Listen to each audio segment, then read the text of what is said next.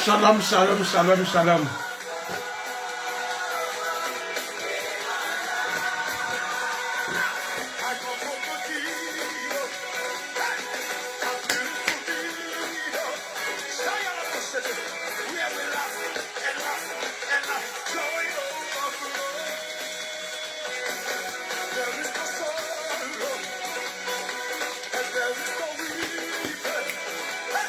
Connecte-toi, connecte-toi, connecte-toi.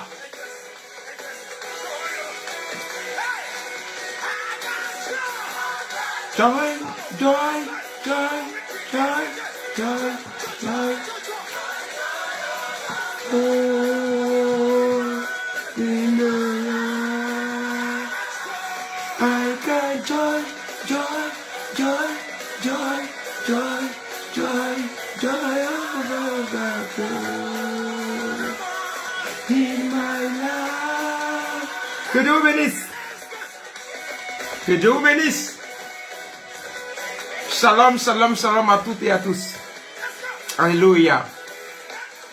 Connecte-toi. Nous sommes en joie parce que nous célébrons le Seigneur en ce jour, vendredi. Nous sommes aujourd'hui le 29 mai, je crois. Le 29 avril, je suis en avance. Que Dieu vous bénisse. Voilà, que sa grâce soit avec vous.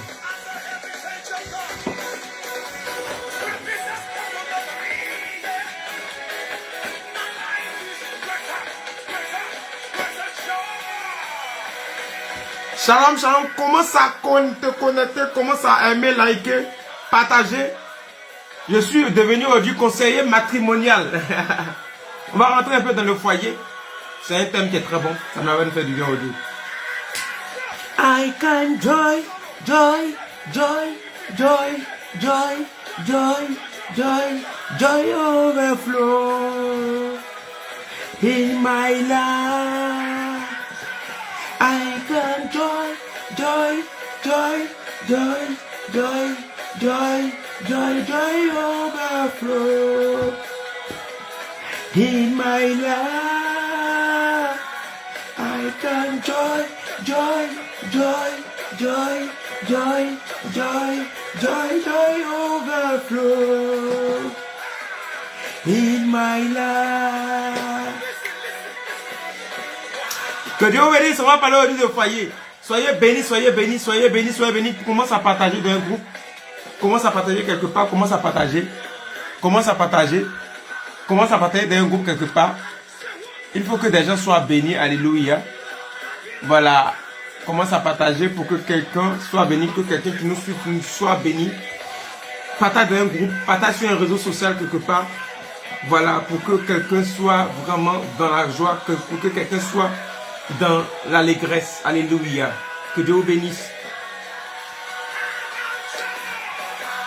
Joy, joy, joy, joy, joy, joy, joy, joy overflow. On est en anglais. In my life. Toi, tu comprends pas anglais, tant pis pour toi. Shalom, shalom, Hassan. Que Dieu te bénisse. Dieu te bénisse, Dieu bénisse mon épouse. Voilà. Karen Kofi qui est connectée. Dieu bénisse. Florence Ndri qui est connectée. Dieu bénisse. Grâce Ndri qui est connectée. Voilà. Connectez-vous, connectez-vous, connectez-vous. Que Dieu vous bénisse. Aujourd'hui, on va faire du foyer. Donc, je vais attaquer quelque chose de très important. Je bénis Dieu pour la vie, sois béni. C'est bizarre, bizarre, la vie. C'est bizarre, bizarre, alléluia. C'est bizarre, bizarre, aujourd'hui là c'est bizarre. Oh là, c'est un moment bizarre. Oh là, ma fille. Mais Dieu va nous faire grâce. Connecte-toi, connecte-toi. Dieu a quelqu'un, connecte-toi. Aujourd'hui, on va parler du foyer.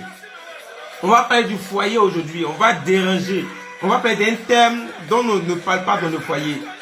Ça ne fait que commencer, il y aura d'autres thèmes sur le foyer, mais ça c'est un thème puissant. Alléluia. Comment tu dois gérer un conjoint ou une conjointe qui communique toujours avec son ex? Toujours en contact avec son ex. Toujours. Comment tu gères la situation? Tu n'es pas rassuré là. Il y a quoi? Pourquoi? Donc connais-toi et puis on va en parler. Ah, si elle est là pour commencer à danser, elle va bon.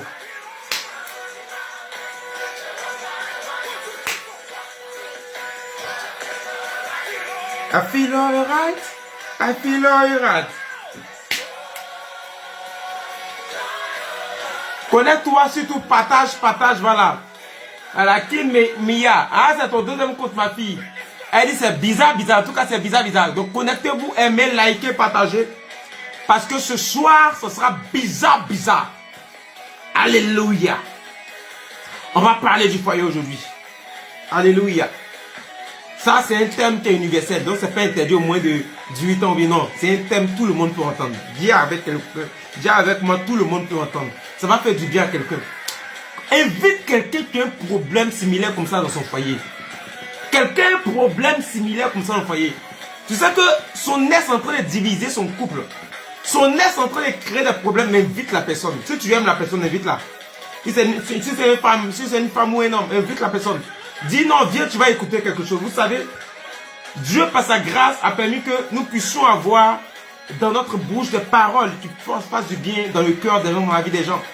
Le Seigneur pourrait dire à Jérémie, oui, il dit ouvre la bouche et je mettrai des paroles dessus. Alléluia. Quand l'homme de Dieu que je suis en train de prêcher, souvent Dieu ouvre, quand j'ouvre la bouche, Dieu met des paroles dessus. Pour faire du bien à quelqu'un, pour donner l'orientation, pour conduire quelqu'un, pour orienter, pour aider quelqu'un. Même mes likes et même mes j'aime. Alléluia. Même mes likes et même mes j'aime. Même mes j'aime et mes likes. Même mes j'aime et mes likes. Même mes j'aime et mes likes. Même mes j'aime et mes likes. Voilà. Soyez bénis. Commentez, partagez. Partagez dans le groupe. Partagez partout. Partagez dans le groupe. Partagez. Partagez. Alléluia. Voilà. Partagez dans le groupe. Partagez partout. Et puis invitez quelqu'un. Invitez des amis. Invitez un ami, même une amie. Alléluia. Que Dieu vous bénisse, que sa grâce soit avec vous. Avant de commencer, je veux prier l'Éternel. Père, je veux te rendre la gloire, je te dis merci. Merci de conduire ce moment sur la houlette de ton esprit. Merci de nous permettre, Seigneur, de pouvoir, cet esprit de Dieu, nous connecter ce soir. Merci d'être béni, merci d'être restauré. Merci de venir prendre notre part. Merci de nous donner des conseils, de nous orienter, de nous bénir, de nous faire du bien. Car à partir de ce soir, ta grâce soit manifeste dans nos vies. Nous te bénissons, te rendons la gloire, Seigneur, parce que ta grâce est manifeste dans nos vies. Alléluia. Merci Seigneur. Gloire et honneur à ton aide. Soyez bénis dans le nom de Jésus. Voilà. Je suis votre humble serviteur, le prophète Jean-François Michael. On me connaît sous le sobriquet de l'aigle des nations. Je suis venu ce soir alors pour vous partager un thème qui dit comment gérer un conjoint qui communique toujours avec son ex. Alléluia. Avant de commencer, je voulais te dire tout simplement et que nous sommes ici sur une plateforme qu'on appelle la page Alcor Rehoboth, Alcor qui veut dire Alliance du Chandelier d'Or.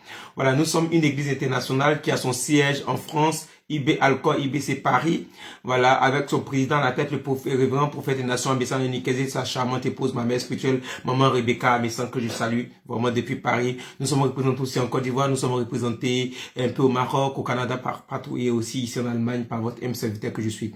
Et au niveau de Alcor Rehoboth, au niveau de l'Allemagne, nous avons des plateformes sur les réseaux sociaux sur lesquels vous pouvez trouver nos vidéos, vous pouvez trouver l'intégralité de nos vidéos, vous pouvez trouver des paroles d'encouragement, vous pouvez trouver des informations sur nous, comment nous contacter si vous avez des problèmes. C'est pourquoi nous vous communiquons cela maintenant. Je vais demander aussi à tous ceux qui sont dans l'équipe de l'homme de Dieu de pouvoir épingler ça, voilà, sur la page pour que les gens puissent voir les informations, les contacts, les emails, les pages Facebook, les Instagram par lesquels on peut nous contacter. Donc vous avez tout simplement la page Rehoboth, vous avez tout simplement la page Rehoboth qui est tout simplement Alcor Rehoboth, qui est la page Facebook. Nous avons aussi notre page Facebook connectée avec une page Instagram qui est aussi Alcor Rehoboth. Vous partez sur Instagram, vous tapez Alcor Rehoboth, vous nous verrez là-bas. Si vous partez sur YouTube, vous tapez aussi Alcor Rehoboth, vous allez voir que la plupart des directs qu'on fait, on envoie là-bas et on envoie aussi d'autres directs d'autres types aussi là-bas, d'autres vidéos aussi. Et ça va vous faire du bien, ça va nourrir votre âme, ça va vraiment vous faire assez de bien. Et je souhaite que quelqu'un va partir d'ici restauré, béni. Moi-même qui vous parle, lorsque le Seigneur m'utilise pour prêcher, après quand je viens m'écouter, je dis Seigneur, tu m'as fait du bien. C'est maintenant même Dieu me bénit. Donc au même moment que le message sort, ça vous fait du bien. Mais moi-même qui suis le canal aussi, ça me fait énormément du bien. C'est pourquoi soyez bénis depuis votre position. Voilà, que Dieu vous bénisse. Mon fils Hassan dit le parolier, Daddy. Que Dieu vous bénisse. Alléluia. Comment gérer le conjoint ou son conjoint ou sa conjointe qui communique toujours avec son ex? Bien, mais si ton conjoint, j'ai commencé, hein. Là, il était en train de faire introduction là, hein. Il était choco, bien, ça c'était pour les blancs là. Alléluia. Et maintenant, je vais commencer. Je dis, Comment gérer avec son ex? Comment gérer un conjoint? Comment gérer une conjointe qui communique avec son ex? Si quelqu'un communique avec son ex, c'est qu'il y a un problème. Tu es dans ton foyer, tu es dans ton couple, et puis tu parles pas à ton mari, tu parles pas à ta femme, mais tu parles à l'ex. L'ex, c'est quelqu'un que tu as laissé. L'ex, c'est quelqu'un que tu as perdu. L'ex, c'est quelqu'un que tu as regretté pour espérer venir prendre le futur, pour espérer venir prendre le meilleur avec lui que tu es, ou avec celle que tu es, pour espérer venir vivre dans le lait, dans le miel, dans le beurre, dans le paradis, avec celui ou celle que tu es. Mais si celui avec qui tu es découvre que tu es en communication et laisse, alors nous devons nous poser la question de savoir, est-ce que tu regrettes ton conjoint ou ta conjointe? Est-ce que tu regrettes la relation dans laquelle tu es? Est-ce que tu regrettes la relation que tu es en train de vivre? Parce que c'est ça la vraie question. C'est ça le vrai problème qu'il faut poser, bien aimé.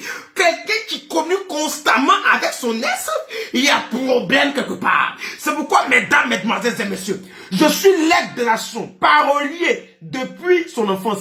Quelqu'un que tu as connu.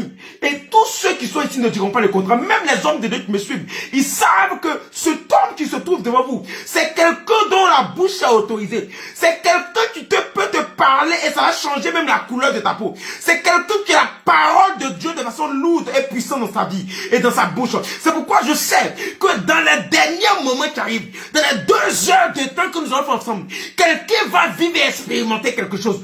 Quelqu'un va vivre et expérimenter un miracle. Quelqu'un sera délivré d'une situation bizarre, d'un foyer, on ne voit ni la tête ni la queue. Je suis venu dire à quelqu'un, l'une des choses avec lesquelles tu ne dois pas jouer, c'est ton foyer. Si la Bible traite le sexe avec beaucoup de modestie, si la Bible traite le sexe avec beaucoup de déférence, si la Bible traite le sexe avec beaucoup de rigueur, ça veut dire que tout ce qui touche au sexe aussi doit traiter avec beaucoup de rigueur. Alors on ne se marie pas pour aller griller les arachides. On ne se marie pas pour aller jouer film. On ne se marie pas pour aller faire club des petits. On se marie parce que l'une des conditions, l'une des choses qui dit que le mariage est consommé, après que tu as dit amen à l'église, que tu as dit oui je le veux à la mairie, que tu as dit oui amen devant les parents, il y a dans 2 lieux où tu t'en vas, des lieux où tu vas avec madame. Ce lieu l'on appelle un endroit fermé. Et votre jardin secret. Écoutez, il y a beaucoup de jardins d'Éden après le mariage. Vous pensez que le vrai jardin d'Éden qui existait, c'est le jardin qui existait au temps d'Adam et Ève. Avant que, oui, Adam et Ève ne naissent, ils avaient le jardin d'Éden, alléluia. Mais chacun de nous a son jardin dans lequel il se retrouve. Parce que je crois que si quelqu'un avec une femme, si quelqu'un se marie, c'est parce qu'il est une femme, c'est parce qu'il vivait dans un jardin. Car la Bible déclare, le livre de Proverbes, que celui qui trouve une femme a trouvé le bonheur. Alors si la femme me donne le bonheur, c'est que la femme va pas me donner de marcher dans le désert. La femme va pas me donner de marcher, oui, en plein Sahel. La femme va pas me donner de marcher dans la pauvreté. Cette femme va me donner de marcher dans la gloire. Alors dans un jardin de gloire, dans un beau jardin. C'est pourquoi je crois qu'après le mariage, chacun de nous, pendant ces lunes de noces, rentre dans ce qu'on appelle le jardin d'Éden. Le jardin, tu rentres dans le jardin secret de madame. Madame rentre dans ton jardin secret. Parce que c'est quelque chose que tu as conservé depuis des années. C'est quelque chose que tu as jalousé. Tu as entretenu. Mesdames, mesdemoiselles et messieurs, si vous ne savez pas, je vous donne l'information. Le sexe est un endroit où on doit bien prendre soin de ça. Si tu ne peux prendre soin d'en bas, quelqu'un va te fuir. Il y a des femmes, maman, si là-bas n'est pas bien pris, ils vont dire ça sent. Papa, si c'est bizarre là-bas, on va dire ton truc là, c'est bizarre, Dieu, faut être dans. Entretenez ça, parce que c'est ce qu'il vous fait. C'est l'une des choses qui fait que tu as arrêté, puis dis, je suis homme. On m'appelle garçon, c'est à cause de ce qui est en bas là. Parce que la femme qui va respecter ton bas va respecter tout ton corps. Un homme qui va respecter ton bas va respecter tout ton corps. C'est pas une femme qui livre son corps à tous les hommes. On dit elle-même, elle ne se prend pas au sérieux. On dit elle-même, elle ne se respecte pas. Pourquoi elle ne se respecte pas? Elle se respecte pas parce que ce qui est important sur sa vie, là, à part son âme, qui est de façon spirituelle, ce qui est important physiquement sur sa vie, qu'on appelle le sexe, elle donne à tout le monde son jardin secret. Elle laisse tout le monde entrer là-bas. Mais c'est pas de ça il est question ce soir. Il est question du fait que tu étais allé dans le jardin de quelqu'un. Mais tu t'es rendu compte que c'était le jardin de quelqu'un. La Bible déclare que le serpent ancien, lui aussi là, il était dans le jardin d'Éden. Mais Dieu n'avait pas construit le jardin d'Éden pour Adam et pour lui. Il avait conçu pour Adam et Ève et pour les animaux, mais pas pour ce serpent ancien. Mais il va se cacher pour venir dans ce jardin. La Bible dit, Dieu a chassé Adam et Ève du jardin, mais lui, Dieu n'a pas chassé. Pourquoi? Parce qu'il ne vit pas dans le jardin. Quand il a fini sa forfaiture, il est retourné d'où il venait. Donc souvent, tu peux te tromper des jardins. Hey, est-ce que quelqu'un me comprend? Est-ce que quelqu'un comprend ce que je suis en train de dire? Je dis, tu peux te tromper de jardin souvent. Tu vas chez une S. Tu vas chez quelqu'un, quand tu regardes demain, on l'appelle S. S parce que la personne, tu es allé dans son jardin et tu as senti que le jardin n'était pas sucré. Dis sucré pour que j'avance. Tu as senti que c'était un jardin bizarre. Dis bizarre, je vais avancer. Tu as senti que le jardin de ton conjoint, là, de la personne avec qui tu étais, c'était un jardin qui donne des problèmes. Il y a des femmes que tu rentres dans leur jardin, tu commences à avoir des maladies. Il y a des hommes, lorsque tu rentres dans leur jardin, il y a des esprits dans ancêtres qui commencent à t'attaquer. Tu dis, aïe, c'est quoi ça? Je dis, tu as des jardins bizarroïdes, où il n'y a même pas de voie tracée, tu ne sais même pas où tu vas. Il y a des femmes, des hommes, tu rentres dans la vie, ta vie est perdue. Ton travail, tu le perds. Tu perds tout sur le bonheur, tout sur l'opportunité, tout sur les bonnes choses. Tu te dis, qu'est-ce qui se passe? Arrivé à un certain moment, tu dis, non, ma fille, tu dis, non, c'est bizarre. Allez, tu dis, non, c'est bizarre, je veux pas. La vie avec laquelle la vie que je mène ici, c'est une vie qui est trop bizarre. Je peux pas accepter de continuer cette vie. Mais mesdames et mesdemoiselles et messieurs, voici quand tu dis, bon, je prends mon courage, je vais laisser ce jardin, je pense que c'était un jardin, mais c'était une bourse, c'était un désert, c'était vraiment quelque chose de difficile, d'amer, c'était une eau amère, je vais aller ailleurs, pendant que tu vas ailleurs, pendant que tu penses que tu es dans ton bonheur, pendant que tu penses que cette personne que tu as pris va te donner d'être heureux, voici que tu te surprends en train de causer avec l'Est. Tu te surprends en train de communiquer avec l'Est. Qu'est-ce qui se passe avec l'ancien jardin? Qu'est-ce qui se passe avec l'Est? Pourquoi laisse chercher quoi dans ta relation actuelle? On dit c'est bizarre. C'est une relation compliquée. Je vois sur les réseaux sociaux. Il y a des gens qui mettent relation, c'est bizarre. Ou bien relation compliquée. Déjà, la relation est compliquée là. Et ils n'ont même pas un seul S dans leur vie. Peut-être ils ont les 40 S de leur vie. Peut-être ils ont 50 S dans leur vie. Peut-être ils ont les 2 ou 3 derniers S des dernières années dans leur vie. Oh my God. Comment tu peux dire ta relation est compliquée, bizarre? Si ta relation tu mets bizarre et compliquée. Oui, mais tu mets relation libre, c'est parce que tu es une personne qui est dans les S ninis. Aujourd'hui, on va pas parler des Tiza, on va pas parler des Daddy Sugar Daddy. Aujourd'hui, on va parler de tout simplement les S. Alléluia. Prochainement, on va parler des Sugar Daddy. On va parler des deuxième maîtresse, troisième maîtresse. Alléluia. Mais aujourd'hui, on va parler d'une réalité qui sévit. Bien aimé, c'est pourquoi aujourd'hui, on va voir la situation avec les S. Comment est-ce que tu peux laisser une femme? Comment est-ce que tu peux laisser un homme? Et après, tu commences à communiquer avec la personne. Comment se fait-il que tu fais un enfant avec une femme? Tu fais 1, 2 enfants avec la personne, tu vis un peu avec la personne. Tu dis, toi, je ne t'aime pas, je ne te veux pas. Pendant que tu es dans une autre relation là-bas, tu commences à communiquer avec ton ex. Qu'est-ce qui se passe, monsieur? Comment est-ce que tu peux vivre avec un homme? Arrivé à un certain moment, l'homme t'abandonne. Il y a un autre homme qui vient, qui te prend, qui te fabrique. Il commence à t'aider. Vous commencez à marcher ensemble. Et quand maintenant l'Est commence à voir que tu brilles, il commence à venir. Et puis toi, tu es en communication avec lui. Et tu restes en communication avec lui. Comment est-ce que ça se passe que cette chose bizarre-là, en train de t'arriver, maman? On va expliquer ici. C'est pourquoi convoquez-les. Convoquez tous ceux, toutes celles qui sont dans un foyer. Convoquez tous ceux, toutes celles qui sont dans cette situation d'Est. Convoquez-les. Dites-le que le prophète Michael, depuis l'Allemagne, les convoque. Dites-le que l'aide des nations, depuis l'Allemagne, les convoque. Je veux leur parler. Je veux les entendre. Je veux leur dire des choses. Bien aimé, avant de commencer, il faut que je dise quelque chose. Pour gérer ce... On dit que mon thème, c'est comment gérer un conjoint, une conjointe ou une conjointe qui communique avec son ex. C'est quelqu'un qui est toujours en contact avec son ex. Or, nous savons que quand vous causez ensemble, ça crée des rapprochements. Les anciens tisons, les anciens feux peuvent se rallumer rapidement. Pourquoi tu côtoies ton ex? Mais pourquoi tu n'es pas resté à ton ex, venir à moi, maintenant tu côtoies ton ex? C'est quoi le problème? Quel est le mystère qui est caché? Comment moi, si c'est moi je suis l'homme, comment je m'y prends vis-à-vis de ma femme? Si c'est moi je suis la femme, comment je m'y prends vis-à-vis de l'homme? C'est de ça qu'on va parler. Je parlais de quelque chose qui va sauver des foyers. On n'en parle pas à l'église aujourd'hui. Je vais pas dire quelque chose qui va sauver la vie de quelqu'un. Ça te donne de prendre les bonnes décisions. Alléluia. Alléluia. Dis-moi un amen pour que je continue. C'est pourquoi il y a deux types de cas avant de commencer. Il y a parmi les conjoints et les conjointes, il y a les non mariés et il y a les mariés.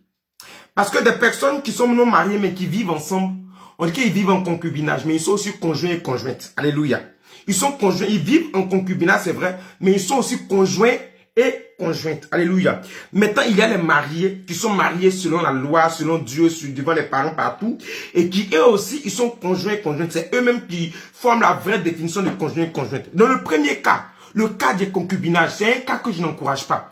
Je n'encourage pas le concubinage parce que l'homme qui est en train de te concubiner, l'homme qui est en train de rentrer dans ton jardin, c'est que tu es en train de faire piège de rat, piège de souris dans ton jardin d'Éden là. Quand il va finir là, il va dire que tu n'es pas la femme de ses rêves, il va partir. Quand il va voir mieux ailleurs, il va partir. La femme derrière qui tu es en train de pleurer, c'est la femme, oh, c'est ma lumière, c'est ma coqueluche, c'est mon coq du matin, c'est mon rat sucré. Celle-là, un bon matin, au moment où tu es dans concubinage, tu ne veux pas t'en sortir. Arrivé à un certain moment, un bon matin, la personne va se laisser. C'est pourquoi je vous dis toujours aux gens, il est mieux de faire comme la Bible dit. Si tu brûles, marie-toi. Rapport sexuel avec le mariage, évite ça, c'est un péché. Mais si je rencontre des gens qui sont déjà chrétiens, ou bien qui viennent dans mon église et qui vivent le concubinage, je ne vais pas les séparer. Je ne suis pas d'accord avec les pasteurs qui les séparent. Parce que c'est cette femme, certainement bien, c'est cet homme qui a fait que je vous ai rencontré. Parce que c'est parce que vous vivez ensemble. Donc, je vais vous aider. Si vous aimez vraiment, là, je vais tester votre niveau d'amour, votre niveau, à quel niveau vous êtes arrivé dans votre relation. Je vais voir s'il y a du sérieux ou pas. Et à partir de ce moment, si on voit qu'il y a assez de sérieux, je peux commencer à prier pour vous, pour qu'on prépare le mariage, pour qu'on vous marie. On n'a pas besoin de milliards ni de millions pour marier, pour organiser un mariage bien d'autres. On n'a pas besoin de ça. Donc, mesdames et messieurs, les hommes qui disent il n'y a pas l'argent, ils n'ont pas d'erreur. Ils n'ont pas d'excuses pour ne pas se marier. Toute personne peut se marier. À partir du moment où tu brûles, tu aimes, tu peux te marier. Alléluia. C'est une question maintenant d'organisation. L'organisation, on s'en fout. C'est le même oui à la mairie. C'est le même oui à l'église. C'est le même oui devant les parents. Le reste, on s'en bat les couilles. On avance. Alléluia. Donc, si tu n'es pas en règle, mets ta vie en règle. Parce que quand Dieu te dit de mettre ta vie en règle, c'est pour trois raisons. La première raison, il va te couiller là-bas. Il va te bombarder dans ton jardin. Même les herbes, même gazon, ils vont enlever tout. C'est-à-dire que le prochain qui vient n'a pas la chance. Donc ça veut dire ça c'est un, il va te fatiguer, ou bien elle va te fatiguer, t'épuiser. La deuxième chose c'est que ça entraîne des esprits, ça entraîne des démons, parce que la première voie par excellence par laquelle les démons qui fatiguent plus nos vies spirituelles, c'est le sexe. C'est la première porte spirituelle. La première porte spirituelle c'est le sexe. La deuxième porte spirituelle c'est la fontanelle, et ainsi de suite, ainsi de suite. On va pas voir aujourd'hui les portes spirituelles. Donc le sexe, c'est pas aussi que n'importe qui mette sa main sur ta tête. T'imposes les mains, et bien même venir taper ta tête, et bien mettre ta main sur ta fontanelle. Même si tu as grandi que la fontanelle est devenue un peu dure, mais c'est toujours là. C'est une porte spirituelle. C'est pourquoi quand on veut prier pour les gens, c'est pas là qu'on impose les mains. On commence par le front et ça arrive là-bas. Souvent, si on fait ici, ça dépend de l'homme de Dieu. Mais ici, ça c'est la fontanelle. Ici, il y a un troisième œil qui est là, alléluia, qui sont tes yeux spirituels, les yeux de ton âme, de ton esprit. C'est ça que souvent on a cherché à activer. C'est aussi une grande porte spirituelle. C'est pas de ça on va parler aujourd'hui. On va rester sur notre thème. Alléluia. Donc, comprenez que de deux, l'homme peut te donner des maladies, des démons, des choses.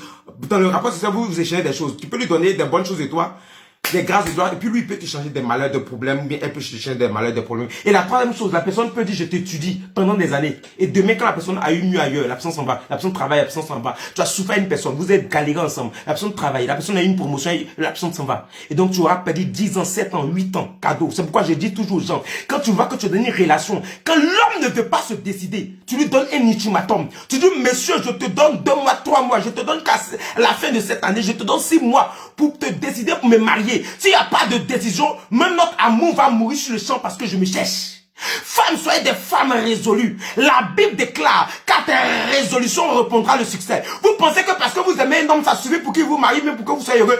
Un homme qui est prêt à te marier, même quand il n'a pas l'argent, c'est là qu'il comprend ça prépare le mariage. Mais un homme qui dit, ça va aller, j'ai te marier, il est en train de t'utiliser. Il est avec toi, c'est son pneu, c'est le coup, quand ça va aller mieux, il va te laisser par l'ailleurs. Mais c'est pas mon thème d'aujourd'hui. Comment une femme peut rester 15 ans, 10 ans, 20 ans, 7 ans, 8 ans avec un même homme, et puis après, maintenant, elle regarde, elle commence à pleurer. Non, tu vas pas pleurer, parce que c'est toi, tu as accepté cette situation de concubinage. Alléluia.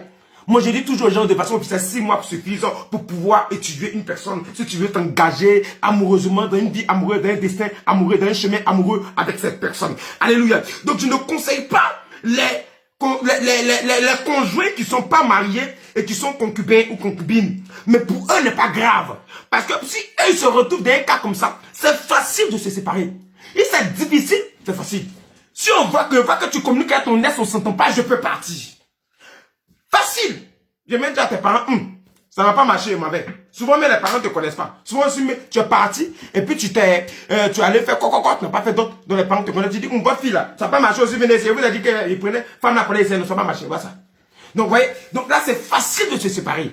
Il n'y a pas de trop de procédure.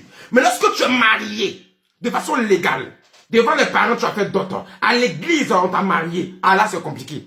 Parce que là, si ça ne marche pas, tu dois retourner devant les parents pour rembourser la dot. Tu dois retourner à la justice, à la chose, devant l'administrateur qui ne sera plus le même, mais qui sera le juge. Alléluia. Pour aller à la justice, pour aller demander le divorce, pour que la loi, les autorités aussi, administratives aussi te divorcent. Tu vas aller devant Dieu encore. Aller voir ton pasteur pour dire, Seigneur, je ne peux plus avec cet homme, donc je ne peux plus avec cette femme, parce que voici cela. Donc, tu peux divorcer, mais c'est encore trop compliqué. C'est encore trop compliqué, ça se complique trop la tâche. Donc c'est pourquoi, viens m'écouter. Toi, tu es là, viens m'écouter. Viens écouter ces stratégies qui vont changer ta vie. Viens écouter ces stratégies qui vont te faire du bien. Alléluia. Avant de commencer, je voulais dire quelque chose. Avant de traiter un sujet, il faut savoir pourquoi le sujet est arrivé. Il faut savoir pourquoi le problème est arrivé. Si ta femme cause avec son ex, si ton mari cause avec son ex, c'est qu'il y a une raison. Il y a une erreur, une marge d'erreur que tu as fait quelque part. Ou de manque de vigilance. On va en parler d'abord rapidement. Et puis maintenant, après, on va rentrer dans le vif du sujet. Donc, la première chose que tu as fait, les personnes qui, après, quand elles sont dans le foyer, que ce soit en concubinage ou bien dans le mariage, se rendent compte que leur mari ou leur femme communique avec le S en un point fini. Ce sont les gens qui ont brouillé des étapes, qui ont sauté des étapes, ou bien qui n'ont pas bien respecté certaines étapes. Et la première étape que la personne n'a pas respectée, on appelle ça les fiançailles. Alléluia. Les fiançailles ont été négligées. Alléluia. Aujourd'hui même, il y a des gens qui sont fiancés, on les appelle déjà mariés femmes. Dans nos villages, quand deux personnes sont fiancées, on dit c'est sa femme, c'est son mari. Même quand ils sont ensemble, ils ne sont même pas encore fiancés. Non, on n'est pas encore mariés. C'est pourquoi tu peux te fiancer. Moi, je suis d'accord pour quelqu'un, même tu peux te fiancer 1000 fois, 2000 fois. Fiance-toi 10 000 fois et marie-toi une bonne fois pour toutes. Que de te fiancer, de te marier, de divorcer, fiancer, marier, divorcer. Alléluia. Le fiançailles veut dire on s'étudie pour voir. Le fiançailles veut dire on s'essaie pour voir. Le fiançailles veut dire on va se confronter nos comportements, nos égos, nos personnalités. On va chercher à essayer de cohabiter. On va commencer à essayer de marcher ensemble pour voir si nous deux là, on peut se convenir. On peut avoir la même vision. On peut évoluer. C'est pourquoi les fiançailles ne sont pas le mariage. Si tu es fiancé, ça veut dire que tu marches avec une fille de façon officielle. Et c'est pas les gens qui se cachent derrière cours communes là, derrière les cours à minuit, à 2 heures pour appeler enfant des gens. Non, je parle d'un homme responsable, lui qui est avec une jeune fille, il allait se présenter aux parents de la fille, même s'il n'est pas encore marié, les parents de la fille le connaissent. Lui aussi, ses parents connaissent sa jeune camarade, sa jeune fille. C'est ce qu'on appelle fiançailles. Où tu viens à l'église, les parents vous connaissent, mais ça se passe au niveau des parents. Il y a des gens, les parents ne sont pas d'accord, déjà ils viennent à l'église. Vous avez déjà faussé tout. Le jour, je vais vous parler des conditions, les signes pour lesquels Dieu dit que c'est ta femme, mais c'est ton mari. Vous allez voir que l'un des signes, c'est ça. Il faut que les parents soient d'accord. Comment les parents ne sont pas informés, les parents ne savent rien, vous partez à l'église. Vous pensez que Dieu même, il ne passe pas les autorités. Lorsque Dieu parlait au peuple d'Israël, il parlait au Moïse, il parlait au Abraham, il parlait au Jacob, tout ça. Il ne passait pas directement pour aller parler au peuple d'Israël directement. Donc Dieu ne passe pas les autorités. Donc c'est Dieu qui a mis ton père ou ta mère une autorité sur toi parce que c'est par eux que tu es venu au monde. Donc quand les premières personnes qui doivent savoir que tu as une petite amie, tout simplement les gens du monde appellent ça copain, copine. Mais moi je préfère le terme petite amie ou fiancé. Quand tu as une fiancée ou une fiancée, les premières première personne que tu dois savoir d'abord, c'est tout simplement ta famille. Et ta belle famille. Ta famille sait que tu as une petite amie. Et ta belle famille, c'est le côté de madame, de monsieur. C'est aussi que, voilà, tu as quelqu'un. Donc, il faut que les parents sachent. Que les parents savent maintenant, il y a plusieurs stratégies pour lesquelles les parents doivent savoir. Et souvent, quand le papa est compliqué, on passe par les frères et sœurs, par la maman. Bon, bref, les parents doivent savoir. Ou bien, quelques parents doivent savoir. Que les parents savent. Maintenant, à l'église aussi, ça doit être officiel. Quand c'est officiel, on dit c'est ta fiancée. Mais même quand c'est ta fiancée, c'est pas encore ta femme. Tu peux divorcer, tu peux la laisser. Si elle zaille, tu dis, hey, on se sépare. Parce qu'on est en train de s'essayer pour voir. Si on voit que ça marche pas, on dit, hey, ici, ça marche pas, on va corriger. Si on veut pas, on n'est pas prêt à corriger, on se laisse. C'est pourquoi c'est dans la fiançailles que tout doit se passer. Si dans ta fiançailles, tu as tout raté, tu as tout raté. C'est dans ta fiançaille. Des gens qui ont fait des bons fiançailles, ils vont faire un bon mariage. C'est pourquoi, c'est comme une maison. Quelqu'un qui fait une bonne fondation de maison, même s'il construit l'étage, ça va tenir. Mais quelqu'un qui a raté la fondation, la maison va tomber un jour. Donc, le mariage ne se prépare pas dans le mariage. Le mariage ne peut pas en prêchant du mariage. Ça veut dire que dans les fiançailles. Alléluia. C'est pourquoi il est important pour toi que tu ne puisses pas négliger les fiançailles. Alléluia. Dans les fiançailles, tu dois parler de la vision. Votre vision, vous devez avoir une vision commune. Dans la fiançailles, vous parlez de la sincérité. Tu dois sincère avec monsieur, est-ce que c'est ça, madame? Donc, ça veut dire pas de mensonges. Alors, quand vous voyez dans une relation, dans des fiançailles, où on a commencé à trop de mensonges dans les mains, même si vous aimez, n'avez pas de la relation, ça n'a jamais monté. Vous avez vous frustré, vous avez découvert des secrets que l'un a caché à l'autre, ça n'a pas marché. Sur cette base, si ça ne peut pas marcher, c'est pas la peine. C'est pourquoi il dit qu'il y a deux catégories de personnes qui ne peuvent pas se marier. Il y a le pauvre qui ne peut pas se marier, parce que se marier, c'est une responsabilité, c'est s'occuper d'une femme, des enfants, beaucoup de choses. Et il y a aussi le menteur qui ne peut pas se marier. Ces deux catégories de personnes, on va monter, on va descendre, même au ciel on les refuse, même en enfer on refuse qu'ils se marient, parce que c'est pas possible qu'ils se marient. Un menteur ne peut pas se marier. Quelqu'un qui passe tout son temps à mentir ne peut pas se marier, parce qu'il va cacher beaucoup de choses. Chaque jour c'est dit que mon cœur bat, un jour tu vas me donner crise cardiaque, je ne sais pas sur quoi je vais tomber. Un bon jour je vais tomber sur quelque chose et puis ça va me tuer en même temps. Des gens qui ont tension, ils vont tomber sur quelque chose de très grave et puis ils meurent. Il y a des hommes qui cachent à leur femme même qu'ils ont enfant dehors. Souvent ils ont ça avant de rentrer dans le foyer, ils cachent ça, ils disent pas à la femme. Quand la femme découvre, maintenant c'est trop tard, vous voyez, et puis ça crée des tensions, ça crée beaucoup. On dit c'est 20 ans de mariage, faut couvrir comment c'est chaud, je vais mettre ton cul dehors et puis je vais partir. Parce qu'arrivé c'est un moment, il faut qu'on se dise la vérité. Nous les chrétiens, on a trop fait passer tout. Lui, Dieu. Mais Dieu t'a donné une tête, Dieu t'a donné une intelligence, Dieu t'a donné un crâne. Dieu voulait tout faire à ta place, il allait couper ta tête, il allait mettre l'eau à la place. Quand même, Dieu t'a donné l'intelligence, Dieu prend de la sagesse. Il dit dans la main gauche de la sagesse se trouve la longue vie, dans la main droite, dans la main gauche de la sagesse se trouve la longévité, la richesse, dans la main droite se trouve le bonheur. Mais attends, et la richesse. Mais attends, si toi, tu es sage, ça veut dire que tu vas avoir une longue vie, tu seras heureux et tu vas vivre dans le bonheur et tu vas avoir l'argent. Mais ça veut dire que toi, tu n'es pas sage, quoi. Dieu a fini de partager la sagesse, tu étais où? Salomon a demandé la sagesse, il savait pourquoi, parce que tu as de la sagesse à tout. Mais si Dieu te donne la sagesse, il va mettre ça où? Demande à quelqu'un, si Dieu veut te donner la sagesse, il va mettre ça où? C'est dans ta tête. Dis donc, il y a des chrétiens, depuis que les chrétiens ne réfléchissent pas, Dieu n'a qu'à faire tout faire pour eux. Ils sont devenus paresseux. Tu dois réfléchir. Tu dois réfléchir. Un chrétien, il y a une situation, tu t'assois, tu réfléchis. Dieu t'a donné une tête. Alléluia. Donc c'est ça. Éviter le mensonge. Il faut aussi révéler sa vraie personnalité, ce que tu aimes, ce que tu es, tes défauts, tes qualités, comment tu es, comment ta personnalité est, comment tu es, voilà, quel type de personne tu es. Tu dois le révéler à l'autre, pour ne pas que dans l'avenir, l'autre découvre. Alléluia. Donc c'est très très important. Voilà. Donc un couple, moi je me pose la question, quand vous deux vous êtes ensemble dans les fiançailles là où, monsieur, tu dis quoi madame? Madame, vous ne dormez pas, vous faites veille de prière, vous faites veille de parole, veille de téléphone. Vous téléphonez ensemble, souvent même là. Quand vos coups même sont collés, même c'est gâté. Vous êtes collés dans le noir, vous deux ensemble, de 19h jusqu'au matin à 5h là. Il dit, oh, vous parlez de quoi? Mais tous les jours, quand vous êtes dans fiançailles, maintenant quand vous vous mariez, on vous voit plus, vos collègues, vos femmes, vos mariés. Vous êtes dans quoi? Je veux savoir. Dites-moi, vous êtes dans quoi? Donc ça veut dire que vous, dans votre temps de fiançailles, vous passez 90% du temps à parler de amour, et puis 10% du temps, sexe, c'est comme ça. C'est comme ça. Donc, ça veut dire que vous, là, vous voyez, parce que beaucoup de jeunes garçons et de jeunes filles voient le mariage en sexe. Sexe, amour, je t'aime, amour, sexe, je t'aime, amour, c'est quoi? C'est pas seulement l'amour, n'est pas seulement les relations amoureuses. Le foyer n'est pas seulement le non, c'est pas seulement non, je t'aime, allons faire l'amour, je t'aime, attendez de toucher, ici les geôliers, c'est quoi? Ça fait que, mais tu n'as pas besoin de te marier pour chercher à coucher avec femme? Il y a beaucoup parmi nous ici là, tu n'es pas encore marié mais tu connais des femmes. Il y a beaucoup parmi nous ici, tu n'es pas encore marié mais tu connais des garçons. Est-ce que pour connaître des garçons et des femmes là, tu as besoin de te marier?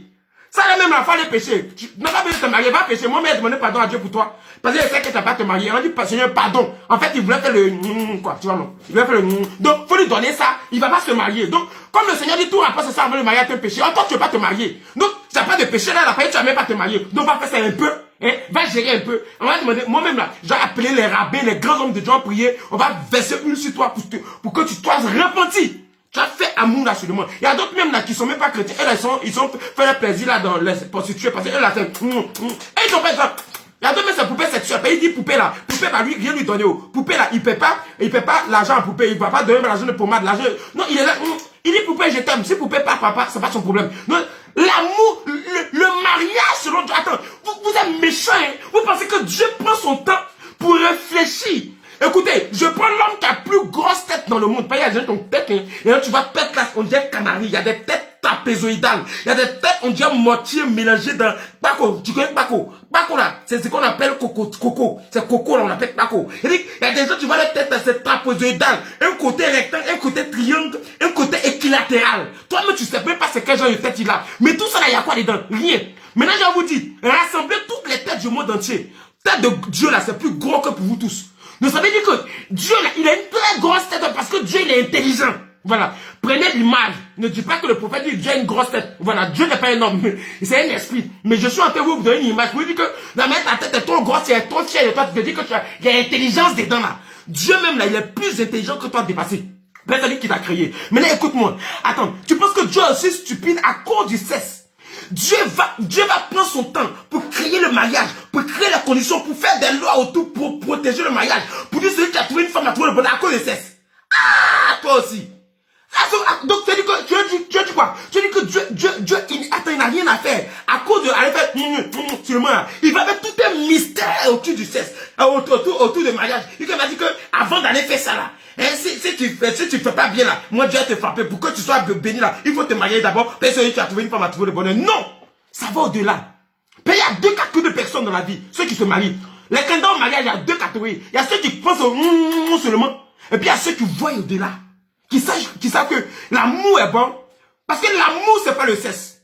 Quand Dieu a tant aimé le monde là, Dieu n'est pas venu coucher avec le monde entier. Dieu n'est pas venu coucher avec tous les enfants d'Israël, ni avec tous les hommes de la terre ou les femmes de la terre. Quand Dieu a aimé, il a donné son fils unique. Donc, votre amour là, souvent là, c'est pas comme l'amour de Dieu. L'amour de Dieu, ça te surpasse. Donc, quand Dieu parle de l'amour, et que l'image du foyer est comme l'image que l'église a avec l'époux qui est Jésus, alors, comprenez que l'amour là, l'amour va au-delà du sexe. L'amour, même le sexe, même ça, c'est pas là qu'on prouve. L'amour va au-delà du sexe. L'amour, déjà, c'est dans les mots, dans les paroles, dans le comportement, dans les pensées, dans beaucoup de choses. Donc, l'amour, c'est dans le faire que dans le dire, que dans aller faire le sexe. Donc, Dieu va au-delà, mais il faut quelque chose pour ça. Il faut quelque chose pour vous entrelacer, pour vous permettre d'être un. Non, c'est pourquoi Dieu crée le sexe. Mais l'amour va au-delà. C'est pourquoi les hommes et les femmes qui voient les choses, le mariage en rapport sexuel, en sexe là, qu'ils se marient, qu'ils connaissent ça, c'est fini. Le mariage se gâte. D'accord, c'est pas ça que je vais parler. On va avancer. Donc, vous voyez, donc je vais vous demander, pendant tout le temps où vous êtes en couple, vous êtes en train de, dans vos fiançailles là, pardonnez, maman, vous parlez de quoi? Pendant tout votre temps que vous êtes dans vos fiançailles là, vous parlez de quoi, papa? Hein? Vous parlez de quoi? Un couple qui passe tout son temps à parler d'amour et de sexe pendant les fiançailles ne va pas durer. Ce couple là, lorsqu'ils vont se marier, ils vont pas durer ensemble. Ou bien ils seront ensemble, mais ils seront malheureux. Un couple qui, dans cette fiançaille, a passé son temps à parler de sexe. Quand ils vont se marier, ça va pas durer, ça va se casser. Un ou bien de deux, ils seront ensemble comme ça, mais ils seront malheureux. Parce qu'ils n'ont pas parlé des vrais sujets. Ils n'ont pas parlé des sujets qui fâchent. Ils n'ont pas posé les vraies questions. Ils n'ont pas posé les vraies problématiques. Ils n'ont pas dit là où ils s'en vont. Ils n'ont pas posé leur vision. Ils n'ont pas parlé de beaucoup de choses. Pour pouvoir permettre de pouvoir agencer ces choses. C'est cela que vous allez découvrir, c'est dans le foyer sans découvrir madame, madame dans le foyer sans découvrir monsieur, au lieu de les découvrir pendant les fiançailles. Donc les fiançailles sont très importantes. C'est pourquoi dire à quelqu'un, qu'est-ce que vous vous dites pendant tout ce temps de fiançailles où vous êtes toujours ensemble? Qu'est-ce que vous vous dites? Vous vous dites quoi? Mettez mes cœurs, mes j'aime. Je vois plus mes j'aime, je vois plus mes cœurs, mes likes. Mettez, mais si tu n'es pas content, que tu sens que ça rentre, mets mes cœurs et puis on va avancer. Dis à quelqu'un, mets son cœur, on va avancer. Donc il y a trois choses que tu dois savoir. Trois choses qui sont essentielles, qui sont importantes. Alléluia, à savoir. Alléluia. Sur les erreurs qu'on commet pendant les fiançailles. C'est qu'on va prendre, avant de continuer, Amos 3, verset 3. Amos 3, 3. Alléluia. On va prendre Amos 3, 3. Alléluia. Et quand je vais lire, on va avancer. Amen. Amen. Hein? Quelqu'un est là, quelqu'un me suit. Amos 3, verset 3. Je lis la parole de Dieu. La Bible déclare ceci. Deux hommes marchent-ils ensemble sans s'être concertés? Est-ce que deux personnes peuvent marcher ensemble s'ils ne se sont pas concertés? Mais pourquoi, pendant la fiançailles, tu as le temps de te concerter, de t'entendre? Il y a d'autres moments, on dit sans être convenu. Pourquoi tu as le temps pendant la fiançailles d'être d'accord avec l'autre? Mais toi, tu ne parles pas de ça. Et puis directement, tu vas parler de sexe. On dit d'être d'accord. Mais si le sexe, est-ce que tout le monde sait que quand vous mariez là, vous avez fait du sexe? Une femme, tu l'as mariée, elle ne veut pas te donner ça, elle-même, elle veut quoi? Un homme, tu le maries, il ne veut pas te donner ça, il veut quoi? Ça, c'est un droit légal. La Bible dit que la femme ne refuse pas son corps à son mari et que le lit conjugal doit être honoré de tous. Donc, c'est biblique. Alléluia. Donc, ça dit que le sexe n'est plus un problème quand tu te maries. Mais Dieu dit, vous êtes d'accord. C'est pas que tu es d'accord sur le sexe. C'est être d'accord sur vos projets, votre vie, votre feeling, votre vision, votre futur, vos projets. Donc, si vous ne parlez pas de ça dans vos fiançailles là, tu as tout raté. C'est-à-dire que tu marches avec quelqu'un, c'est l'amour.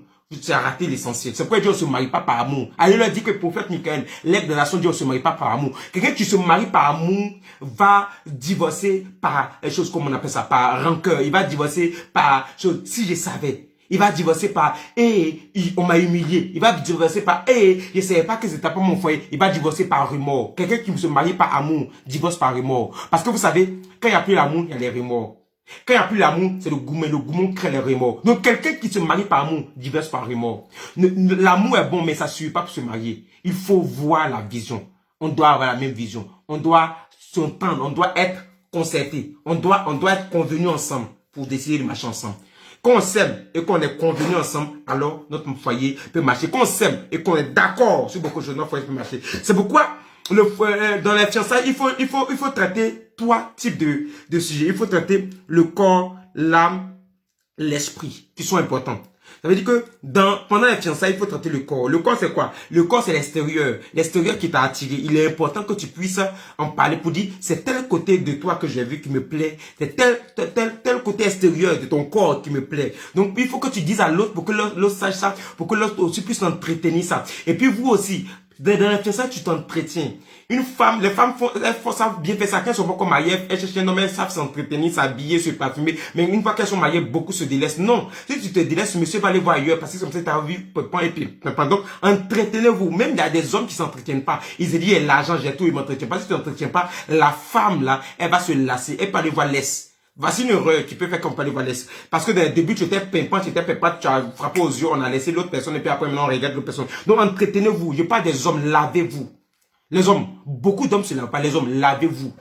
Si tu es avec une femme dans le début, tu te laves pour aller la séduire, arriver au moment, parce que tu te laves pas. Les hommes, ils se lavent pas tellement qu'ils se mettent là, même pas qu'ils s'habillent pas. Il est gaou, il sait même pas s'habiller. Hein? Tellement puis au moins tu te lavais et puis tu t'habillais mal là. Le temps même que chose comme on appelle ça, on va s'en rendre compte pour que tu te fiances là. Nous, à côté, on t'a dit, ah mon frère, on fait pas ça, on fait pas ça. Mais comme tu te laves pas là, tu es tout dans la vie de boussa, de gogo habits. Les habits, ça est chou bizarre. Ton caleçon s'est déchiré, tu as couché avec filet aiguille jusqu'à, pardon, faut jeter, tu as payé autre.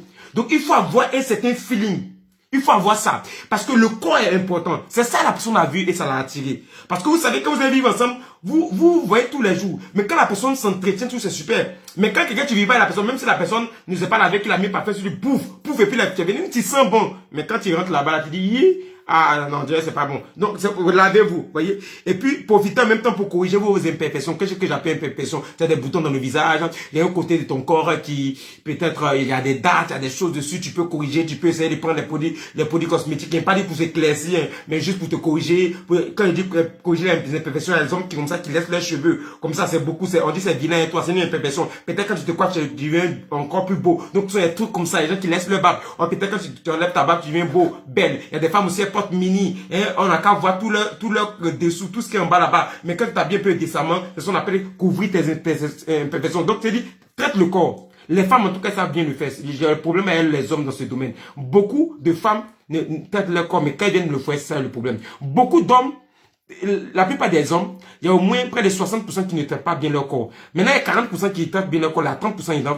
Soit ils sont homosexuels, c'est pourquoi ils se traitent bien comme ça, ou bien soit ils ont une copine dehors. Donc ils doivent toujours se mettre bien pour la copine dehors. La femme à la maison, peut-être c'est pour elle, c'est pas pour elle. Mais c'est pour l'est, qu'on va voir tout à l'heure. Donc entretenez-vous tout bien. Le deuxième cas, c'est l'âme. L'âme, vous devez entretenir l'âme. Vous devez aussi voir, passer au peigne fin de l'âme. Dans l'âme se trouvent les émotions, les sentiments. Donc, et là, c'est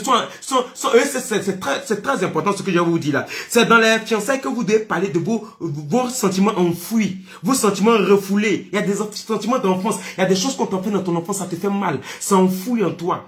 Et c'est psychologique, souvent c'est psychique, ça est là. Ça peut te créer des maladies, des problèmes de santé, ça peut dépendre même si l'environnement, l'atmosphère de ta relation. Quand tu le dis à ton épouse, ou à ton époux, tu es dégagé. Il y a des femmes, on a tellement frappé dans leur enfance, leur papa ou bien un nom que souvent quand elle voit les hommes, en même temps ils ont peur des hommes. Donc elle voit son mari, elle doit lui dire ça. Pour dire moi pour moi j'ai peur des hommes, bien il n'aime pas qu'on crie. Quand il crie, ça me rappelle telle chose. Pour que l'homme aussi sache qu'il ne doit pas crier pour ne pas plus te plonger dans la dépression, pour ne pas encore créer d'autres choses. Parce qu'il y a des gens, il y a des choses de leur enfance là, ils se rappellent de ça. Donc, il y a des choses que tu refoules, il y a des sentiments que refoulés de ton enfance, de ta jeunesse, et la maltraitance, quelque chose qu'on t'a fait qui t'a marqué, il faut en parler. Mais c'est là il faut traiter. C'est comme ça, il y a des femmes qui ont avorté, il y a des hommes qui ont eu une vie qui n'est pas bien, c'est là il faut en parler. Tu dois dire, ah, j'ai pas eu une bonne vie, c'est là vous en parlez dans le fiançailles. Faut pas que c'est l'autre qui vienne dire que, ah, ton mariage, il est passé chez moi, hein. Ah, tu sais pas, il est passé chez Alexis. Ah, tu sais. Non, toi-même, faut leur dire. Dis où tu es passé, si tu es une jeune femme aussi, tu n'as pas une bonne vie, faut le dire. Tu es en train de faire la cure de ton âme. Tu as fait la cure de ton corps. Tu viens maintenant sur l'âme, tu fais la cure de ton âme. Vous en parlez, vous êtes francs. C'est pourquoi j'ai parlé de, pas de mensonges. Vous êtes francs l'un, vis-à-vis de l'autre. Même quand c'était ton gars, bien ta go, c'était ton est, c'était mon est. Voici telle chose qui a fait qu'on s'est laissé. Voici ce que j'aimais chez telle personne. C'est ne pas la personne, mais sois franc dans tout ce que tu dis. Donc, tes anciens amours, les personnes que tu as aimées, si tu as eu des enfants avec elles ou pas, même si c'est le parent de la personne, la meilleure amie de la personne, de ton présent partenaire, il faut le lui dire. C'est très, très, très important. Mais si tu dépasses ces choses et qu'on les découvre plus tard, c'est pas grave, c'est pas bon. Mais si tu dis pas, tu as refoulé ces sentiments, mais ça va ressortir un jour dans le foyer et ça va créer ça. Et il faut dire aussi ce que tu n'aimes pas. Parce que souvent, l'homme ne sait pas ce que tu n'aimes pas, la femme que tu as ne sait pas ce que tu n'aimes pas. Quand la personne sait, elle fait attention maintenant. Dis ce que tu n'aimes pas. Dis aussi, parle de tes vices. Les vices, là, sont tes faiblesses. Tu peux avoir des vices, tu vois. Et prends l'exemple, un homme qui veut coucher un animal. Lui, il est là comme ça, il veut coucher un animal. Ça peut être un vice, mais c'est un mauvais vice. Si tu as dû à l'autre, il peut t'aider, ou bien il peut t'aider à en sortir de là. Il y a des hommes comme ça, ils sont là comme ça, quand ils voient les femmes, ils les voient nues. C'est un vice pour lui. Ça le fatigue, ça fatigue son esprit. Mais dis ça aux gens. Vous voyez, souvent, tu vois les hommes qui aiment les femmes, mais qui sont pervers. Souvent, quand ils voient les femmes, ils les imaginent nues. C'est dans sa tête. Souvent, ça vient de son enfant, de sa famille, de quelque chose. Donc, faut en parler pour qu'on puisse t'aider. Le partenaire est là pour ça. La partenaire est là pour ça, pour t'aider. Parce que les choses, ça te fatigue. Ou bien toi, tu aimes les femmes qui ont grosses fesses.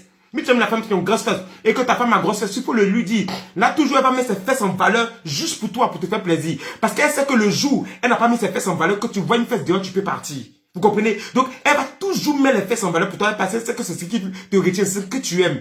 Non, on veut pas qu'on en parle, mais c'est important. Parce que s'il dit qu'il aime les grosses fesses, qui t'a pas dit? Demain, tu as dit, mais la fille, elle a rien de mieux que moi, mais pourquoi tu es pas dit là-bas? Elle a la grosse fesse. Elle me donne ça, elle me montre. Elle positionne ça pour que je touche. Mais toi, tu veux pas. Parce que tu lui as pas dit aussi. Ou bien il t'a dit, tu fais bizarre. Donc, parlez de beaucoup de choses. Parlez de ça. Parlez, c'est là, relâchez-vous. Vos désirs, alléluia, vos faiblesses sentimentales. Vos faiblesses, en parler. Vos expériences sentimentales, bonnes comme mauvaises. Parlez. Voyez, même ici, vos S, parlez de vos S. J'ai eu tel S. Voici telle situation qui s'est passée avec tel S. C'est là même vous parlez des S. C'est dans le côté âme, sentiment, là, les S, vous parlez. Ça vous libère, de deux, la personne là, elle ne doit pas vous juger. Si la personne vous aime vraiment, elle ne va pas vous juger. Si la personne vous aime vraiment, quand vous finissez là, la personne va être là, vous comprendre, vous soutenir, vous conseiller, vous donner des conseils, et puis vous soutenir à oublier, à abandonner ça. Vous comprenez? Quand quelqu'un vous aime, il ne vous laisse pas à cause de votre passé, ou bien à cause de vos mauvaises choses. Voyez? Et la troisième chose, qui est l'une des choses les plus importantes, quand vous êtes dans le fiancé, traitez l'esprit. La première chose de l'esprit, c'est la religion. La religion, c'est une œuvre d'esprit. La religion, c'est une œuvre d'esprit. Traitez la religion. Abraham allait prendre un enfant pour son fils Isaac dans la maison de son père, chez lui, dans son pays. Parce qu'il voulait que ce soit la même religion. Il ne voulait pas que son fils marie les Cananéens là où il était. Il ne voulait pas cela. Mais c'est une autre religion, c'est une autre culture. J'ai déjà dit que des gens qui ont une culture différente, d'abord pour s'entendre, c'est difficile. Culture différente, on peut comprendre. Mais religion là, c'est encore, parce que religion là, c'est strict. Culture, moi, on peut dire, il y a tolérance, on peut tolérer certaines choses. Mais religion, on dit, moi, dans ma religion, on dit de faire ça. Dans ma religion, on dit de ne pas faire ça. Donc, si vous n'avez pas la même religion, c'est difficile. Vous ne pouvez pas vous entendre. Donc, ayez d'abord la même religion. Maintenant, voyez la pensée. Ayez les mêmes pensées. Hein? Et ayez les mêmes pensées. Ayez les mêmes visions. Comment une femme, tu es avec un homme, tu ne connais même pas sa pensée, tu ne connais même pas sa vision. Tu es une femme, tu ne connais pas, c'est difficile. Elle a la même vision, les mêmes destinées, les mêmes projets, les projets d'avenir. Parlez de ça. De combien d'enfants vous allez avoir. De comment vous concevez la vie. De votre manière de voir le monde. La place de la vie pour vous. La place de la famille, de votre papa, de votre maman, dans votre vie. La place d'un prochain, d'un ami proche. Hein? Toutes ces choses sont importantes. Même les enfants, c'est un projet. Combien d'enfants vous devez recevoir? Ne pas que vous fassiez l'histoire. Tout ça, c'est calculer, c'est parler. Vous êtes parlé, l'œuvre de l'esprit, votre imagination, ce que tu veux faire, c'est dans ton esprit, elle aussi. Vous parlez, vous entendez. Quand ça c'est réglé, je vous assure que ce sera bon. Vous aurez fait de bons fiançailles. Voyez? Parce que le problème, c'est que ni le pasteur, ni les témoins, ni les amis, ni les deux familles, chose comme on appelle ça, n'ont rien dit, ils n'ont rien remarqué. Si vous voyez que vous arrivez dans une famille, et vous êtes dans un foyer, vous êtes dans un couple, et puis ça va partir sur moi maintenant que vous voyez que vous vous rendez compte que votre partenaire est en contact avec son ex, c'est que personne n'a remarqué, ni votre pasteur n'a remarqué, ni les témoins de votre mariage, ni vos amis, ni la famille de monsieur ou de madame, personne n'a remarqué, même vous-même, personne n'a remarqué qu'il y a eu des problèmes et que les fiançailles ne se sont pas bien passées. C'est grave, c'est grave. Vous voyez, c'est pourquoi je dis tous les gens, on doit revoir les enseignements et la conception sur le mariage dans nos églises. Dans nos églises, on prêche beaucoup, tu dois te marier, tu dois te marier, tu dois te marier. Donc, on se presse pour que tout le monde se marie. Ça fait que ça crée des faux mariages. On fait même des mariages arrangés. Et puis, on parle du côté sexe. Il ne faut pas refuser le sexe à ton mari, c'est tout. C'est parce que dans nos églises, on prêche beaucoup plus le sexe. On fait croire, ce qui d'une part est vrai, mais c'est pas tout le temps vrai. On fait croire que le sexe est réservé seulement pour les mariés. C'est vrai, tout rapport que ça avec le mariage est un péché. Donc, ça fait que les gens veulent se marier à cause du sexe. En fait, les gens mettent le sexe comme le but à atteindre dans le mariage dans nos églises. Donc ça fait qu'automatiquement, le gars, il se dit que je vais coucher avec une femme, je vais coucher avec un homme, il faut que je me marie. Vous comprenez? Il est en train de danser à l'église, vous pensez qu'il est content. Il est en train de s'imaginer comment j'ai fait la femme, là, elle va faire roulade avant, roulade arrière dans la chambre d'hôtel. Dans la lune de noces. C'est ça qu'ils sont en train de penser. Nous savons dire que les hommes de Dieu souvent ont tellement mis le sexe haut, que juste pour pouvoir atteindre le sexe, il faut le mariage. Nous savons que les gens ne se marient pas pour atteindre le but pour lequel ils doivent se marier, mais les gens se marient pour le sexe. Et on doit aller au-delà de cela. On se marie, on fait le sexe, c'est vrai, mais ça va au-delà. Ça va au-delà. On se marie, ça doit aller au-delà du sexe. C'est vrai, la peau qu'on s'aime, on se met ensemble, on fait le sexe, mais ça doit aller au-delà. Quand tu se maries pour le sexe, soit c'est parce que c'est ça, il sait, soit c'est à son église, on lui donne ces gens d'enseignement. Tu te maries pas pour le sexe, tu te maries pour pouvoir vivre heureux avec la personne, pour avoir des projets avec la personne, pour t'entendre avec la personne, pour être convenu avec la personne, pour faire un avec la personne. Donc ça doit aller au-delà. Si ça va au-delà, tu dois te poser les bonnes questions. Vous voyez? Donc on doit revoir nos conceptions des enseignements, nos enseignements, notre conception sur le mariage dans nos églises. Hein? On parle beaucoup, même souvent même de spiritualité et dans le mariage, il faut prier, ce qui est très bon.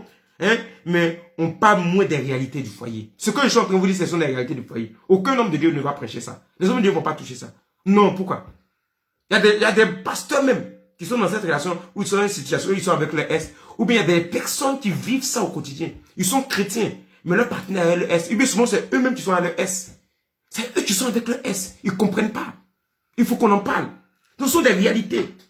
Voyez, on doit parler des réalités du foyer. On doit se parler de ce qui t'attend dans ton futur foyer et comment faire face aux difficultés. On ne doit pas parler seulement d'amour, sexe. Non, on doit préparer les gens à vivre une réalité. Et la deuxième chose qui fait que les gens font beaucoup, ils se surprennent en train de voir leur partenaire en train de causer avec le S, c'est l'inconnu. Le mystère de l'inconnu. Genèse 1 à partir du verset 4. Genèse 4 au moins, il dit. Genèse 4 avec verset 1.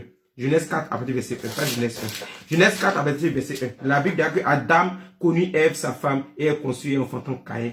Alléluia. Adam connut Ève, sa femme. Adam connut Ève, sa femme. Alléluia. Adam connut Ève. C'est-à-dire qu'on dit qu'il a connu Ève, c'est-à-dire qu'il allait être sexuellement, ils ont fait Caïn, après ils vont faire Abel.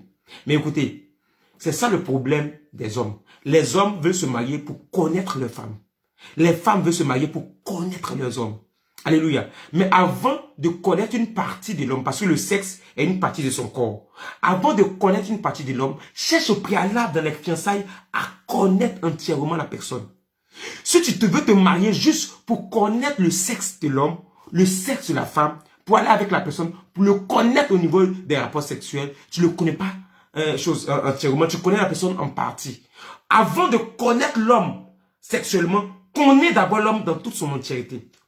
Avant de connaître la femme sexuellement, connais la femme dans toute son entièreté. Beaucoup d'hommes et de femmes, ils vont connaître sexuellement des hommes et des femmes qui ne connaissent pas réellement.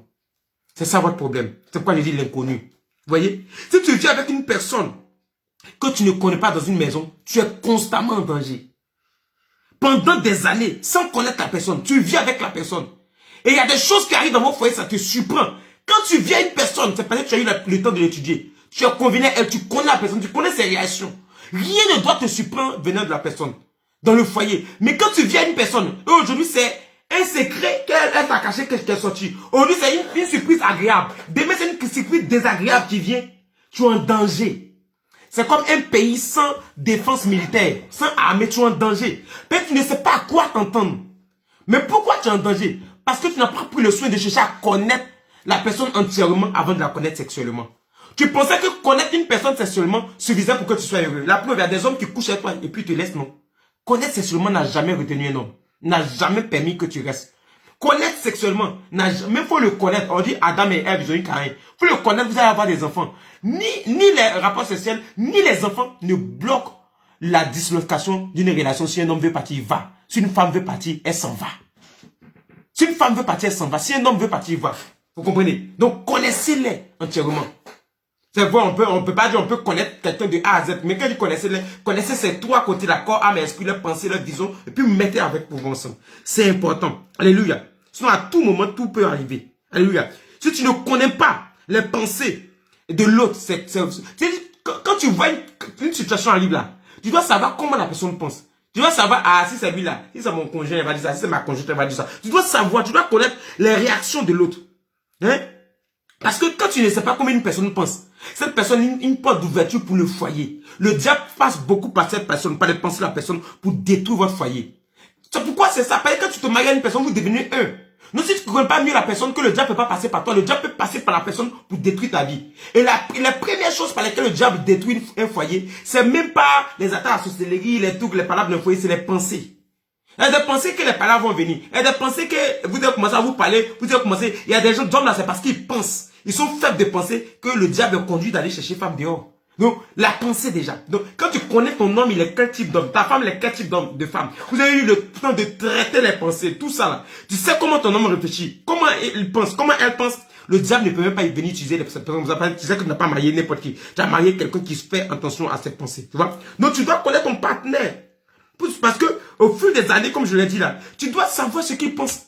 Tu dois être au courant de ce qu'il pense. Qu'il dit, ah, je savais qu'il allait dire ça. Ça allait m'étonner s'il disait d'autres. Tu dois connaître ton homme ou ta femme en parole. Quand tu entends dire, ah, ça c'est mon mari, ça, ah, ça, il le connaît, il peut dire ça. Ah, ça c'est ma femme. Ah, non, tu connais la personne en parole. Tu sais quel type de mots, la personne dit quel type de mots la personne ne dit pas. Comme des parents qui peuvent dire, quand on dit ton enfant fait ça, il dit, ça c'est pas mon enfant. Je connais mon enfant. Mon enfant fait ça. Mais ça là, c'est pas mon enfant. Parce que le parent, la mère ou le père connaît son enfant. Connaissez vos hommes, connaissez vos femmes comme ça. Tu les connais, mais tu les connais pas, tu les découvres pas dans le foyer. Tu les connais d'abord dans les fiançailles avant de venir. Donc, connaissez-le comme ça. Vous voyez? Donc, c'est bon. Même s'ils ont un mauvais comportement. Quand on dit ton mari, il allait crier pour faire parler à la tu dis, ah oui. Ça, il sait que, madame, excuse-moi, pardon, il a commencé par demander pardon même. Parce qu'il le connaît, c'est comme ça, c'est mon mari. Ça, il sait que lui, là, dehors, il aime tout faire par là, dehors, il tient crier, chercher. C'est comme ça, tu le connais. Tu connais ses pensées, tu connais son comportement. Tu sais comment il réagit. Quand ton mari a frappé, tu dis non, c'est pas mon mari n'a jamais frappé quelqu'un. Non, si tu dis que mon mari t'a grondé, d'accord, mais frappé, mon mari n'a jamais fait ça, il fait pas ça, je le connais. Vous voyez, ma femme n'a jamais fait ça. Ta femme t'a trompé, non, c'est pas ma femme. Ma femme m'a jamais trompé. Tu peux dire qu'il y a un homme qui fait du chantage, il veut courir après elle, et puis si elle veut pas, elle va gâter son foyer. Mais ma femme m'a jamais trompé, je connais ma femme. Je connais ma femme par cœur. Je l'ai testé, je l'ai piégé, tout ça, je connais ma femme depuis les fiançailles. Je suis rassuré. Les hommes qui sont dans un foyer, puis ils ont peur des femmes, ce sont les hommes qui n'ont pas eu le temps de bien étudier les femmes pour voir le côté de fidélité. Les femmes qui sont dans un foyer, ils ont peur, ils disent mon mari me trompe, elle sait pas c'est vrai ou c'est faux. Elle n'a pas eu le temps de pouvoir bien traiter ça dans les fiançailles pour savoir si cet homme était sérieux ou pas. C'est dans les fiançailles que tu dois tout savoir. Et les femmes, elles sont en fait, mon mari, on dit me trompe, mais pas encore vu, j'attends. Il a fait comment? C'est là-bas tout d'être traité. Vous comprenez? Donc c'est très très important. Vous voyez? Là, comme ça, souvent, face à une situation, tu sais comment la personne réagit. Et ce qui fait que, peut-être comme ça, quelqu'un peut venir te dire quelque chose.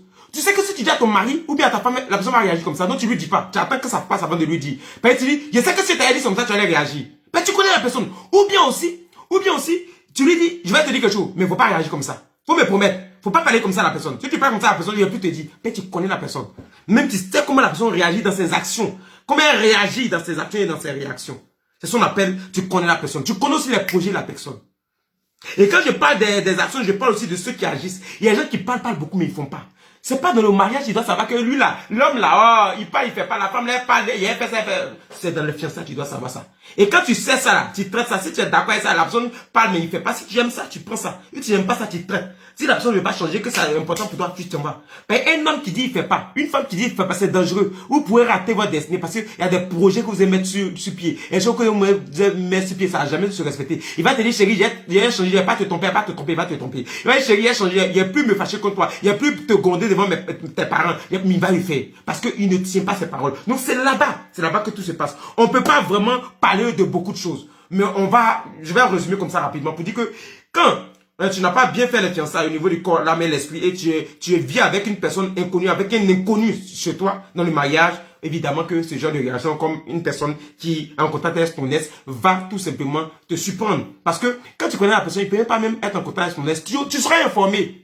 Tu seras au courant. Vous voyez aujourd'hui dans les foyers, monsieur cache son téléphone, madame cache son téléphone. Là. Vous voyez, non? Vous voyez ce que ça fait, non? C'est parce que il y a beaucoup de choses qui n'ont pas été traitées dans les foyers. Moi, mon téléphone se promène quand, vous savez, ma femme même là, son téléphone se promène, vous savez, je me rappelle son téléphone avec que je mette mon code dessus. Moi-même, mon code, mes empreintes sur son téléphone, c'est moi, il dit, il n'est pas bien ça. Mais souvent, je utilise son téléphone. Il dit, donne-moi ton téléphone. Je vais être comme ça. Et mes téléphones, ça me dit, donne-moi ton téléphone. Elle fait quelque chose. Et puis, ils sont en train de faire quelque chose avec son téléphone. Puis, il veut jouer avec son téléphone. Il peut profiter, regarder dans ça. Je connais tout. Elle aussi, elle prend pour moi. C'est comme ça. On ne se cache rien. Pourquoi? Parce que les personnes, on a tout traité. Mais quand vous ne traitez pas tout, c'est ça. Or, quand moi, je connais ma femme. Je vous dis, si ma femme veut me tromper ces temps-ci là, son comportement qu'elle va commencer à adopter, c'est pas le comportement qu'elle adopte maintenant. Donc j'ai senti qu'il y a quelque chose déjà qui va pas. Si moi elle veut la commencer à la tromper, elle va sentir parce que la main je suis, elle me connaît par de A à Z.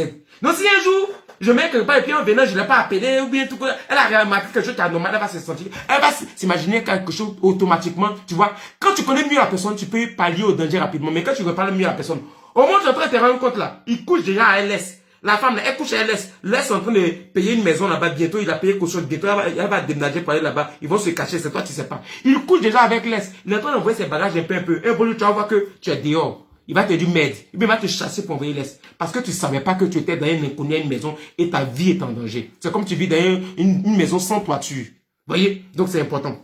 Donc, je vais donner juste des propositions de réponses. Pour qu'on aille rapidement. Hein? Donner juste des propositions de réponses. Pour que Dieu puisse nous faire grâce. Alléluia. La première chose, on va voir 7 points rapidement. La première chose que je te conseille, alléluia, quand c'est comme ça, lorsque tu es dans cette situation où ton partenaire, ton mari ou ta femme est constamment en contact avec ton ex, certainement ça craint. Ça veut dire qu'il y a des choses qui sont pas claires. La première chose que tu dois faire, qui est souhaitable et souhaitée, il faut officialiser l'information. Officialise l'information. Quand je dis officialise l'information, faut dire ou montrer à ton partenaire ou ta partenaire que tu sais qu'il ou elle est en contact avec son ex. Et ça de façon constante. Tu lui dis ça. Tu ne lui caches pas. Ah, mon mari là, je sens qu'il est son ex. Il doit faire quoi? Mon copine, il fait comment? Dis-lui. Je vais t'expliquer maintenant pourquoi tu lui dis. Donne-lui l'information selon laquelle, donne à l'homme, donne à la femme l'information selon laquelle, une chose comme on appelle ça. Tu sais qu'il ou elle est en contact avec son ex. Que quelque chose peut se passer entre eux. Si tu connais même à quel niveau ça est, mais tu as surpris des messages, tu as des espions, tu lui dis pas le nom des espions, mais tu dis, ouais, telle information que tu as sur leur relation. À quel niveau leur relation est. Pourquoi? Parce que cela te rassure à 2 niveaux. Le premier niveau, c'est que quand tu dis ça à ton partenaire ou à ta partenaire, il ne pourra plus se cacher. Parce qu'avant, il était à l'aise ou elle était à l'aise dans la relation. Donc le partenaire se cachait pour faire ça. Je vais vous dire quelque chose. La plupart des péchés qui détruisent les vies Hein? Et les foyers qui détruisent les vies, qui détruisent les foyers, qui détruisent les destinées, la plupart du temps sont des péchés qui sont subtils, des péchés cachés, des péchés sales, des péchés qui sont vilains à voir. Souvent, ce sont des péchés qui sont honteux. Donc, les gens cachent ça pour le faire. Les gens cachent pour le faire. Si réellement, le monsieur ou la femme avait une intention d'avoir une relation, mais ça se dit avec une relation. Tant que tu ne savais pas, eux se disent que tu ne sais pas, ils sont à l'aise dedans. Ils sont en train de détruire votre foyer, votre destinée. Mais dès que tu lui dis que tu sais, il se dit qu'il se cachait. Donc il sent que, ah, attention, monsieur sait. Attention, madame sait. Tu comprends non? Donc comme ça, la personne n'a plus... Cela fait que la personne n'a plus la force. La force qui l'animait d'être toujours en contact avec son ex ou garçon comme femme. Là. La force qui fait, même aujourd'hui, elle dirait dehors encore, quand elle partit, elle va savoir qu'elle vient de chez mon ex. Et puis il commence à se poser la question. Il vient à la maison, il est embrouillé. Madame vient à la maison, quand elle voit ses pieds, elle n'est pas tranquille, bizarre. Tu n'as rien encore dit, tu ne sais rien. Parce que quand tu lui dis que tu sais, il est gêné, souvent mais il veut mettre un terme à la relation. Parce qu'il se voit mal en train de te tromper, ou bien en train d'être constamment avec son ex. Et puis, chose comme on appelle ça. Et puis, malgré ça, va venir te dire, bonjour, je vais vivre avec toi. Il sait que tu sais.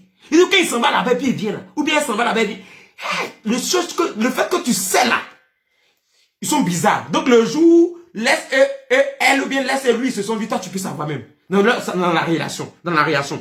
La deuxième chose, c'est que même si monsieur, tu vois ton ex, ou bien madame qui voit ton ex, veut chose comme on appelle ça, même si la personne veut te tromper, mais le partenaire, laisse là-bas réfléchir. Peut-être tu rends ça officiel. Tu dis ça chose à ton partenaire, mais si tu connais l'aise aussi, tu lui dis que je sais que tu vois mon mari, je sais que tu vois ma femme en catimini, vous étiez ensemble, mais vous n'êtes plus ensemble, je sais ça. Que tu arrêtes ça, tu m'arrêtes ça, je sais ça. Pourquoi? Parce que ça fait que l'aise même commence à avoir peur. Mais qu'est-ce qui fait que l'aise en communication directe avec ton mari et ta femme? Dis-moi, tu sais c'est pourquoi? C'est pour aller griller arachide? C'est pour aller griller passer ton temps pour manger? Tu crois à ça? C'est pour arracher ton foyer. C'est pour arracher ton foyer. Non, après l'amour, c'est pas la guerre dans le cas où ils sont contents. Ma chérie, après l'amour, là, c'est pas la guerre, mais après l'amour, là, c'est pas coller serré. Après l'amour, là, tu prends ta route, je prends ma route. Hey, protégez vos foyers. Les hommes qui disent non, après l'amour, c'est pas la guerre, je peux causer avec mon ex. Tu causes avec ton ex, le jour, par hasard, on s'est croisé, tu lui dis bonjour. Madame, un jour, on s'est croisé, tu dis bonjour à ton ex, et puis, monsieur, on s'en va. On s'en va. On va pas, il n'y a pas à avoir le numéro de mon ex, l'appeler tout le temps, voir mon ex, l'aider à avoir du travail, l'aider à voyager, aider sa famille. Non. Être content encore avec sa famille. Non. C'est que tu ne veux pas laisser. Parce qu'on appelle des gens, eux-mêmes, ils ont des péchés, puis ils ne veulent pas laisser pécher là. C'est ça qu'il a là. Parce que c'était son ex. Même s'il n'y a plus d'amour, séparez-vous. Essayez de vous oublier. Vous n'êtes pas en parlant, mais essayez de vous oublier. Trop de contact, même si tu aimes la femme qui est à la maison, tu vas la tromper. Et c'est dans ça, maintenant, ils vont commencer à te glacer. Donc, faites attention à ça.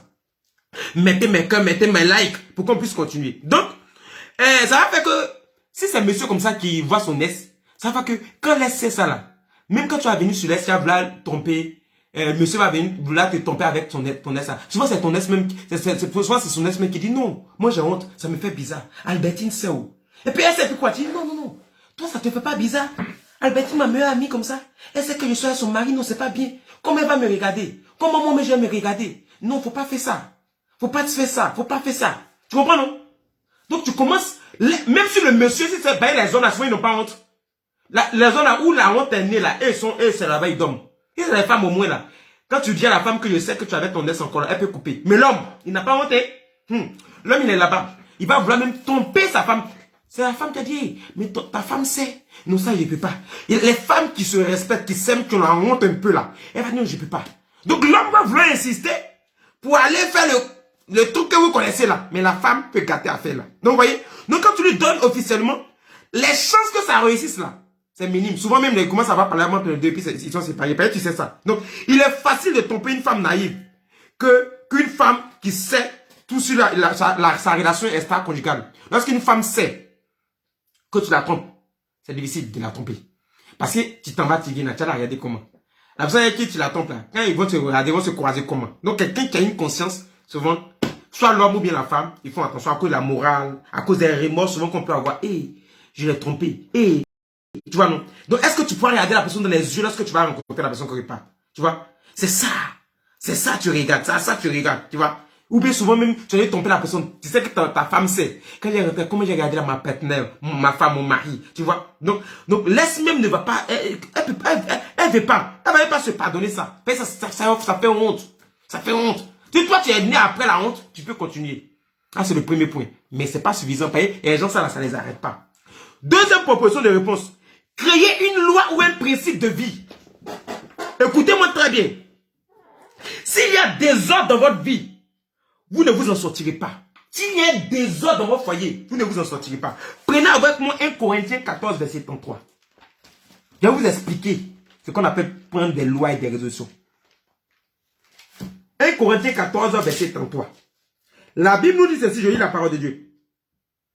Alléluia. 1 Corinthiens 14, verset 33. Il dit, car Dieu n'est pas un Dieu de désordre, mais de paix. Notre Dieu n'est pas un Dieu de désordre. Notre Dieu est un Dieu de paix. Et notre Dieu est un Dieu d'ordre. Écoutez-moi très bien. Vous ne réussirez pas sans principe dans la vie. Pour que le foyer réussisse, il faut que le foyer soit basé sur des principes. C'est pourquoi il a dit créer une loi ou bien créer un principe de vie. Alléluia. En droit, quand quelque chose, des choses d'inattendu arrivent, quand en droit, dans le domaine juridique, il y a quelque chose d'inattendu qui arrive, les juristes se rencontrent, les députés se rencontrent, souvent les politiques, les hommes politiques, le président de la République, les ministres se rencontrent, pour dire voici quelque chose, une chose de très bizarre qui arrive, qui est en train de menacer notre État, qui est en train de menacer notre population. Qu'est-ce qu'on fait? Ils vont voter une loi, ils vont créer une loi tout à l'heure pour voter la loi, pour l'appliquer. On a vu quand Corona est arrivé, ils ont créé des lois, des règles qu'ils ont appliquées à tout le monde entier, chaque pays en fonction de ces règles. Tu ne respectes pas, tu es puni. C'est la règle. Pourquoi l'État fait ça? L'État fait ça, les politiciens font ça, les juristes font ça pour envoyer de l'ordre. Donc sachez qu'arriver c'est un moment de votre vie. Quand vous voyez que dans votre foyer, votre homme a commencé à vous tromper, votre femme commence à être en contact avec son ex, tu dis, hey, règle numéro 1, dans mon foyer là, pas de contact avec l'ex. C'est-à-dire la loi est créée automatiquement. Pendant que tu es en train de parler, tu crées la loi. Mais c'est quelque chose d'inattendu. Il ne faut pas attendre, il faut mettre de l'ordre. Parce que sinon tu vas en faire du désordre dans ton foyer.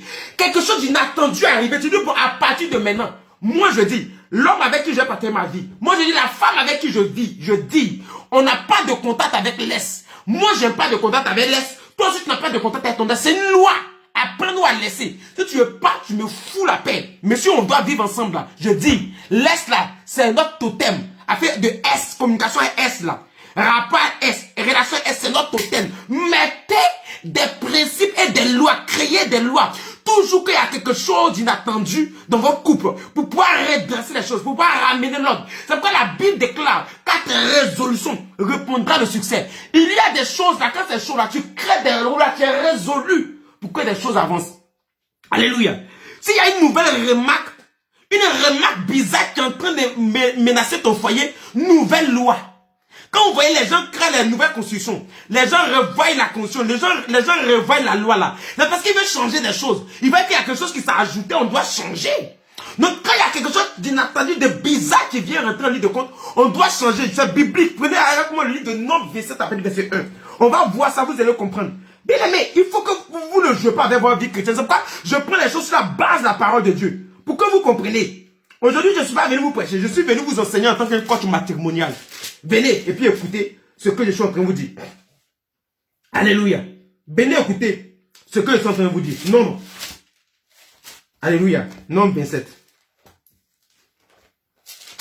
Verset 1. La fille de Tsélochad, fils de Père, fils de Galad, fils de Maki, fils de Manassé, des familles de Manassé, fils de Joseph, et dont, lui verset 11, dont les noms étaient Malcha, Noah, Olga, Milka, Kiksa, s'approchaient et se présentaient devant Moïse, devant le sacrificateur Éliézer et devant les princes et toute l'assemblée à l'entrée de la tente d'assignation. C'est-à-dire, tous les grands dignitaires du pays étaient là. Elle convoque toutes les autorités du pays, Moïse d'abord en tête avec tous ses généraux. Voilà. Écoutez la femme maintenant, elles sont venues dire, elle dit, hey, notre père est mort dans le désert. Il n'était pas au milieu de l'assemblée de ceux qui se révoltaient contre l'Éternel et l'assemblée de Corée. Mais il est mort pour son péché et il n'avait point de fils. Écoutez, C'est-à-dire que même si elles font quelque chose d'inattendu, d'anormal. Quand votre foyer est menacé, faites des choses d'anormal. Ça veut dire qu'une femme en Israël ne peut même pas parler en public, à plus forte raison, convoquer des chefs, des hommes, des chefs d'une nation. Publiquement, ça ne se fait pas, mais elles ont fait. Pourquoi? Parce qu'elles savent que l'air est grave. Écoutez-moi. La Bible dit, pourquoi le nom de votre père, pourquoi le nom de notre père serait-il retranché du milieu de sa famille? Parce qu'il n'a point eu de fils. Donne-nous une possession parmi les frères de notre père. Moïse porta la cause devant l'Éternel. Et l'Éternel dit à Moïse, les filles de Sélochad ont raison. Oh my God, on continue. Tu leur donneras en héritage des possessions parmi les frères de leur père. Et c'est à elles que tu feras passer l'héritage de leur père. C'est à elles que tu feras passer l'héritage. Tu parleras aux enfants d'Israël. Maintenant, on finit avec elles. La loi devient générale maintenant. La loi va s'adresser maintenant à tous les enfants d'Israël. Elles vont changer la loi en Israël. La Bible, au verset 8, il dit, tu parleras aux enfants d'Israël et tu diras, lorsqu'un homme mourra sans laisser de fils, vous ferez passer un héritage à sa fille. S'il n'a point de fille, vous donnerez son héritage à ses frères. S'il n'a point de frère, vous donnerez son héritage aux frères de son père. S'il n'a point de frères de son père, vous donnerez son héritage aux plus proches parents de sa famille. Et c'est lui qui le possédera. Ce sera pour les enfants d'Israël une loi et un droit comme l'Éternel a ordonné à Moïse. Bien aimé, arrivé à cet moment, ils ont vu qu'affaire à ses foutaises. Notre père n'a pas participé à avoir péché bizarre. Il n'a pas critiqué Dieu aussi. Il n'a pas murmuré contre Dieu, mais malgré ça, il n'a pas eu la grâce de vivre longtemps. Notre papa est mort. Quand notre père est mort, dans la loi, on dit que s'il a des fils, il prend héritage. S'il n'a pas de fils, il dit que l'héritage, on donne à l'État. Nous, on choisit. Avec tous les biens de notre papa, c'est foutaise.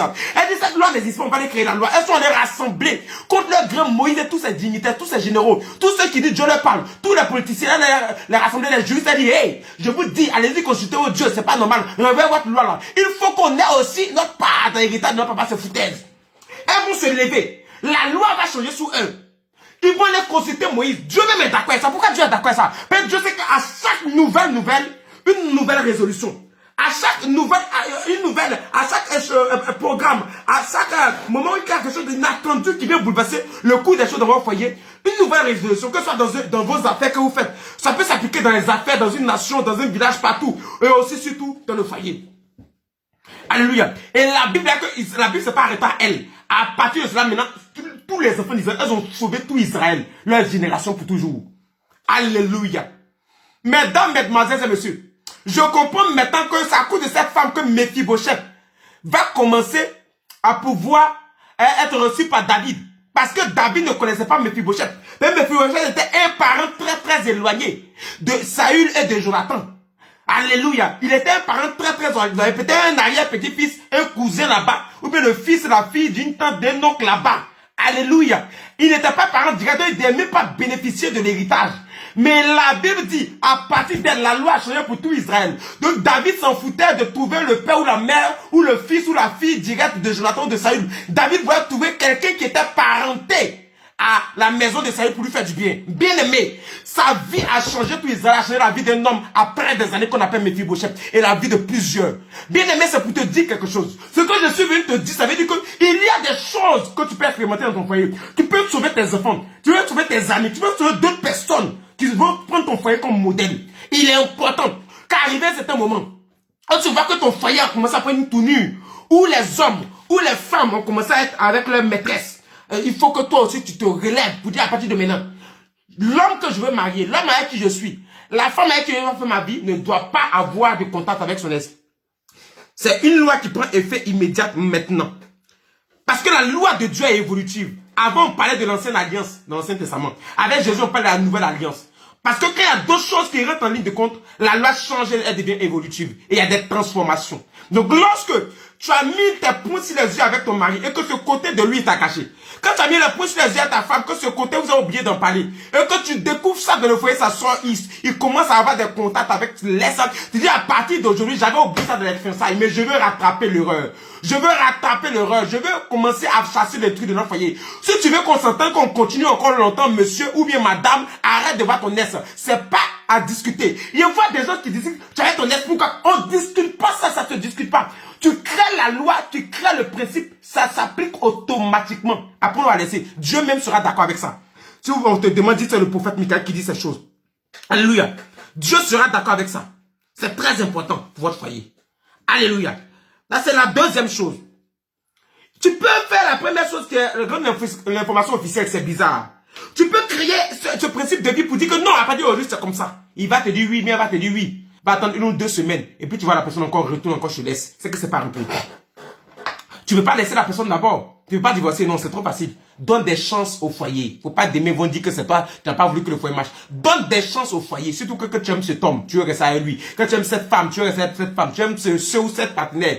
Tu donnes des chances au foyer. Donc tu vas voir, il y a une 3e chance. C'est pourquoi la Bible a que la femme stérile enfantera 7 fois. Le chiffre, c'est le chiffre de la continuité de l'éternité. Donc la personne aura 7 chances. Après ça, vous allez voir ce qui va se passer. Donc la 3e chance, éprouve son amour pour toi. Lorsque tu dis à un homme, je veux pas que tu sois en contact avec ton ex. Tu rends l'information officielle. Tu crées le principe.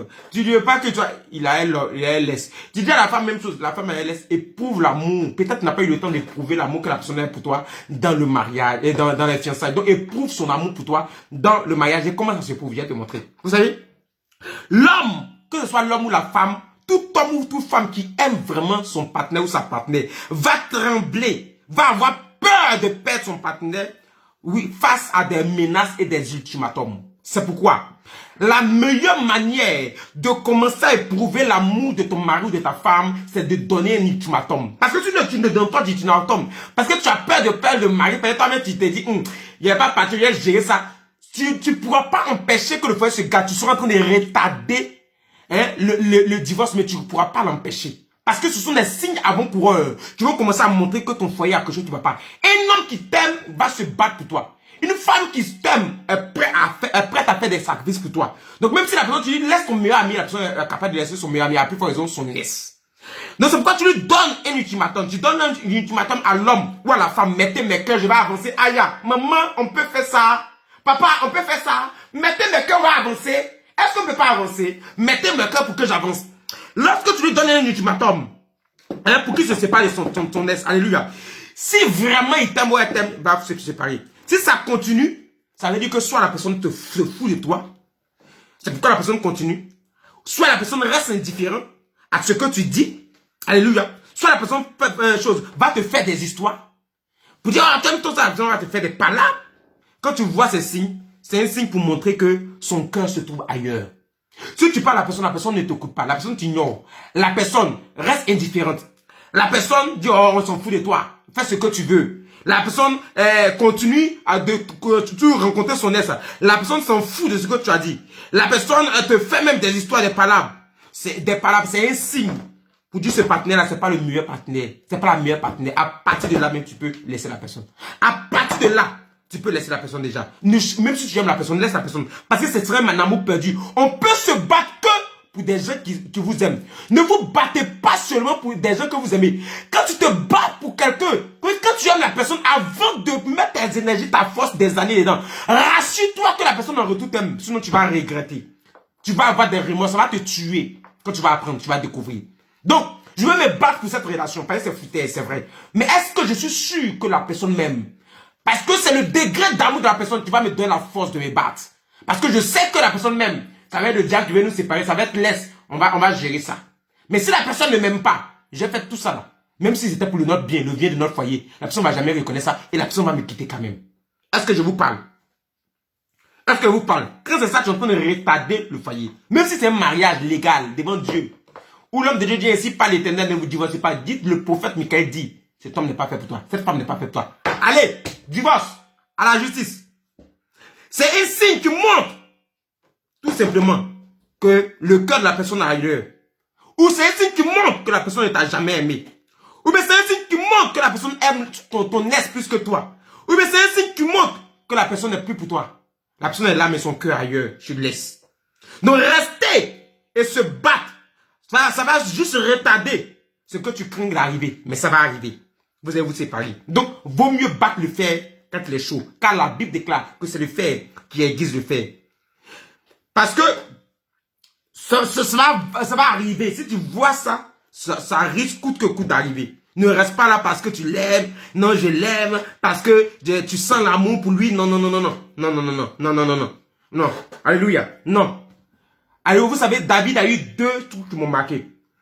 Le premier péché de David, David a posé 2 actes. Le premier acte de David, David va pécher avec Bathsheba. Lorsqu'il va pécher avec elle, il va aller coucher avec elle et puis il va tuer son mari Uri. Alléluia. Il n'était pas en ordre avec Dieu ni avec elle. Le peuple a vu ça, le peuple a grogné, le peuple a pris ça, c'était problème. Les gens en ont parlé pendant des mois et des mois. David a perdu son enfant qu'il a eu avec cette femme.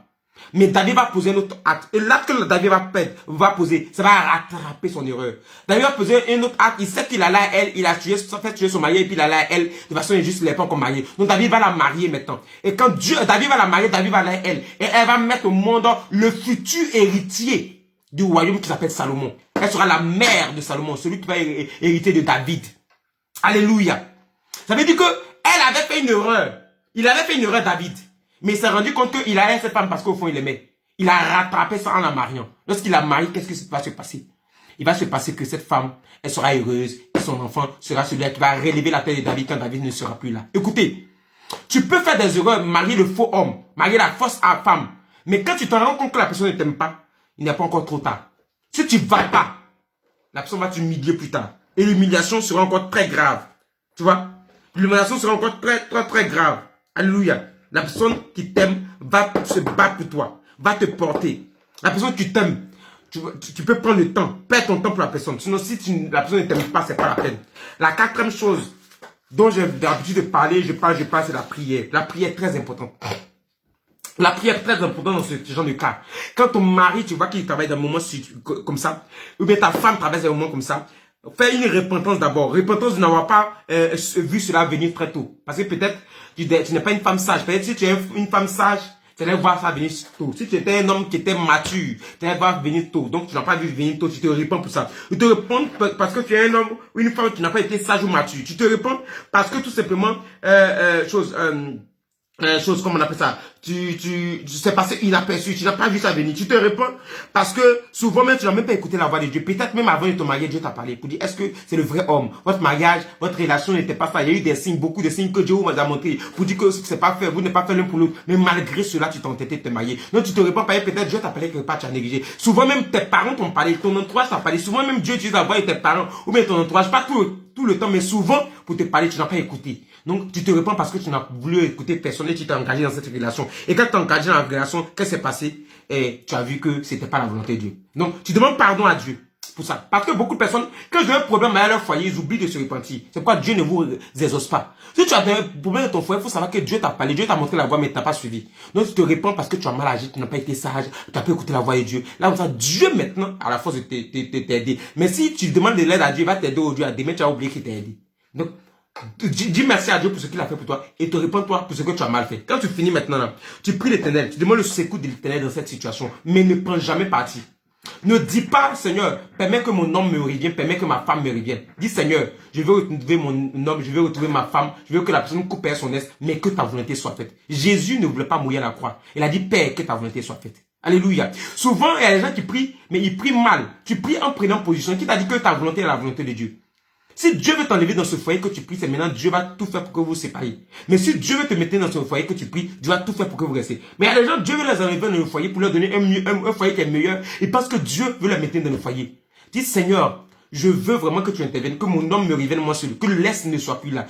C'est pas ma femme avec son Est, mais Seigneur, s'il te plaît, que ta volonté soit faite. Parce que tu peux vouloir forcer dans la prière pour créer des féticheurs. Quand vous créez des hommes de Dieu féticheurs, l'homme de Dieu n'a qu'à faire ce que tu veux. Maintenant, lorsque tu pries selon ce que tu veux, que tu ne reçois pas ça, tu dis non, l'homme de Dieu n'est pas puissant, ta prière n'est pas montée. Ou mais quand ça arrive, maintenant c'est bizarre, tu commences à accuser l'homme de Dieu, mais tu dis, ah mais qu'est-ce qui m'arrive? Donc priez surtout dans la volonté de Dieu, parce qu'il s'agit de leur foyer. Vous voyez, c'est très important. Et maintenant, quand vous priez comme ça, vous partez voir votre pasteur, alléluia, pour que celui-ci prie avec vous, jeûne avec vous, pour vous soutenir en prière, c'est très important. Alléluia. Donc, vous voyez, vous faites tous ces 3 points là, c'est au 4e point, on va voir le pasteur. C'est au 4e point, on va voir le pasteur. Depuis la première fois, vous pouvez prier déjà. Hein. Mais là, quand tu vois que tu as fait les 3 points, c'est dur là. Là, tu fais une prière spéciale, là, tu te répands maintenant. Alléluia. Et puis maintenant, tu vas voir l'homme de Dieu aussi pour s'occuper de ton cas. Pour qu'il puisse te soutenir en prière, peut-être t'orienter. Le 5e point, il faut que toi, tu sois irréprochable dans ce domaine. Prenons le livre de 1 Timothée 3, verset 2. 1 Timothée 3, verset 2. 1 Timothée 3, verset 2. 1 Timothée 3, verset 2. La Bible déclare que il faut que l'évêque soit donc irréprochable, mari d'une seule femme et ainsi de suite. sobre, modéré, réglé de sa conduite hospitalier, propre à l'enseignement et tout ce que vous savez. Il dit qu'il faut que l'évêque c'est l'intendant, c'est celui qui surveille l'église, que Dieu a responsabilisé sur une église. On dit qu'il faut qu'il soit d'abord irréprochable. Alléluia. On ne peut pas être un évêque, on ne peut pas avoir les caractéristiques d'un évêque, mais le premier mot irréprochable, ça concerne tous les chrétiens. Tu dois être irréprochable. Pas dans le sens où tu n'as pas de défaut, tu ne fais pas quelque chose mal. Tu dois être irréprochable dans le domaine que tu n'aimes pas voir ton partenaire. Je donne un exemple. Si tu dis que tu n'aimes pas voir ton partenaire crier, toi aussi dans ce domaine-là, tu dois être quelqu'un qui est calme, qui ne crie pas. Parce que la plupart du temps, c'est comme ça. Tu ne peux pas être parfait. Tu ne peux pas être parfait. Personne n'est parfait. Tu ne peux pas être parfait. Mais tu dois être propre et zen dans le domaine dans lequel tu es en train de régler. Et le domaine que tu es en train de régler, la vie de ton partenaire ou de ta partenaire, dans ce domaine-là, tu dois être propre. Parce que la plupart du temps, les gens qui n'aiment pas les critiques, ce sont les gens qui aiment beaucoup critiquer. Tu sais pourquoi les gens te critiquent beaucoup, mais toi aussi tu aimes beaucoup critiquer. Souvent, c'est ce qu'on fait là, aux autres, à ça qui nous revient. C'est qu'un homme mourra son ennemi, il est moissonné.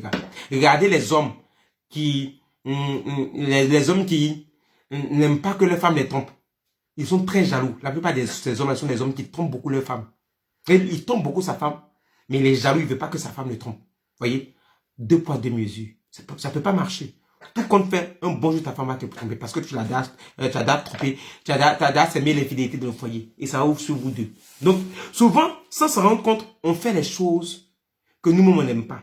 Quelqu'un qui dit, il n'aime pas les personnes infidèles, mais lui-même il est infidèle. Il y en a qui dit, il n'aime pas le mensonge. Je n'aime pas le mensonge, mais ce sont les gens qui mentent beaucoup. Mais lui-même dit, il n'aime pas le mensonge. Il y en a qui dit, il n'aime pas le colère, mais ils sont beaucoup coloreux. Ou bien, ils ne sont pas beaucoup coloreux. Il y a des gens là, tellement ils sont coloreux, ils n'aiment pas se mettre en colère que ça. Mais quand ils se mettent en colère, une fois, tu dis, mon Dieu, toi, ta colère, c'est plus grave que pour moi. Les gens pensent que ça se mettre beaucoup en colère aussi, qui veut dire que tu es colérique. Il y en a qui ne se mettent pas en colère beaucoup de fois. Mais là, une fois dans le mois, là, 2 fois, c'est plus dangereux que toi-même, t'es 10 fois dans 5 ans. Pour dire quoi? Pour dire que c'est pas la fréquence des colères qui peut faire de toi un colérique. Non. Si on voulait regarder la fréquence de la colère, on n'avait pas dit que Moïse a été colérique. Moïse n'a pas été colérique. Moïse a été colérique une seule fois. Où au lieu de parler au rocher, il a chicoté le rocher. Rappelez-vous, un homme comme Moïse qui est colérique, quand Dieu veut frapper le peuple pour lui donner un autre peuple, il va dire, Seigneur, fais. Eux-mêmes me fatiguent ici. Moïse n'a jamais été colérique. Il n'a pas été colérique plusieurs fois. Moïse a été colérique une seule fois. Il n'est pas rentré dans Rome dessus. Toi, tu as colérique combien de fois? Donc, les gens souvent, comme ça, ils pèsent le péché. Ils se disent, bon, moi, je me mets même souvent en colère, mais pas trop, hein. C'est un peu seulement. Mais toi, un peu souvent, c'est plus grave que les gens qui se mettent constamment en colère. Donc, c'est pas parce que tu te mets rarement en colère que ça ne fait pas de toi un colérique ou une colérique. Donc, tu peux dire, oui, moi, j'aime pas les gens qui se mettent en colère. Toi, tu te mets trop en colère. Moi, je ne me mets pas trop en colère. Mais peut-être pour toi, un peu grave que pour moi. Donc, j'espère que vous comprenez ce que je vais vous dire. Donc, c'est ça, c'est le message que je vais vous passer. Donc, la plupart du temps, les gens, ceux qui n'aiment pas, c'est dans ce qu'on les retrouve. Moi, je prends un exemple comme ça. Quand Dieu dit qu'il n'aime pas les orgueilleux, sachez que Dieu, il est orgueilleux. Dieu dit, c'est moi qui ai fait le ciel et la terre. Celui qui ne, que les dieux qui ne prennent que le ciel et la terre, du pareil de la terre, il dit, c'est moi l'éternel, il tape la poitrine, c'est moi Dieu, c'est moi ceci, c'est moi l'éternel qui te protège, qui te... Donc, Dieu dit, c'est lui, Dieu est orgueilleux. Donc, mais pourquoi Dieu ne veut pas que tu sois orgueilleux? Mais quand tu es orgueilleux, c'est comme tu veux prendre la place de Dieu. Dans le foyer, vous ne venez pas remplacer votre mari ou votre femme. Vous venez pour le compléter. Le foyer, la femme est laide, l'homme est laide. Donc, il y a dans le foyer, il y a des hommes qui viennent pour remplacer. C'est pourquoi ça ne marche pas. Les femmes qui viennent pour remplacer. Souvent, tu es là, et puis ton mari est colérique. Tu dis, ah, si lui-même est colérique, moi aussi, je serai colérique. Et tu es colérique aussi, tu n'es pas venu pour le compléter, tu es venu pour le remplacer. Si l'homme est colérique, au contraire, c'est-à-dire tu lui dois prendre une femme qui n'est pas colérique pour qu'à travers la femme, il apprenne à ne pas se mettre en colère et puis elle puisse l'aider à pouvoir tuer la colère. C'est ça l'aide. Si tu prends un homme qui ne peut pas économiser, qui ne sait pas économiser, tu dois prendre une femme qui apprend à économiser, qui sait gérer les finances. Attends, c'est que quand il veut tout dépasser, elle dit non, c'est pas comme ça, voici. Mais si vous deux vous prenez, vous êtes dépensier, vous ne pouvez pas faire de projet. Donc, tu ne prends pas quelqu'un qui te remplace. Même là, quand tu prends une personne qui te remplace même là, tu peux remplacer la personne à tout moment. Tu peux dire, je peux prendre la personne, je peux venir la personne, payer sur comme la personne. Prends quelqu'un qui aura besoin de toi parce que tout simplement, la personne a quelque chose que toi tu n'as pas, toi tu as quelque chose que la personne n'a pas. Il y a des hommes qui quittent votre vie, même moment. Ils ne regrettent pas. Parce que tu lui as pas apporté quelque chose dans votre relation. Donc ça fait que quand il s'en va, il est content, il est fier, ils s'en fout même. Ils s'en fout. Mais tu lui as apporté même que les dépenses. Donc il est délivré même de te dire va. Non, soit cette femme-là qui, quand elle arrive dans la vie d'un homme, elle lui apporte un plus. Même quand il est fâché, il veut laisser la femme, il a peur. Mais si elle s'en va, qui va m'aider à payer le courant? Qui va faire ceci? Qui va faire telle occupation? Qui va faire ça pour moi? J'aurais resté seul, il n'y a pas supporté.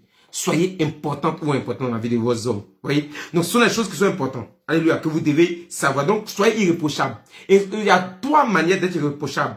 Dans le passé, dans votre passé. Si dans votre passé, vous avez fait quelque chose, tu vois, qui n'est pas bien, hein, il faut que vous en parlez. Peut-être que dans ton passé, tu as eu à tromper un partenaire comme ça. Bien, peut-être même ton partenaire avec qui tu vis, t'es marié à lui là. Tu l'as trompé.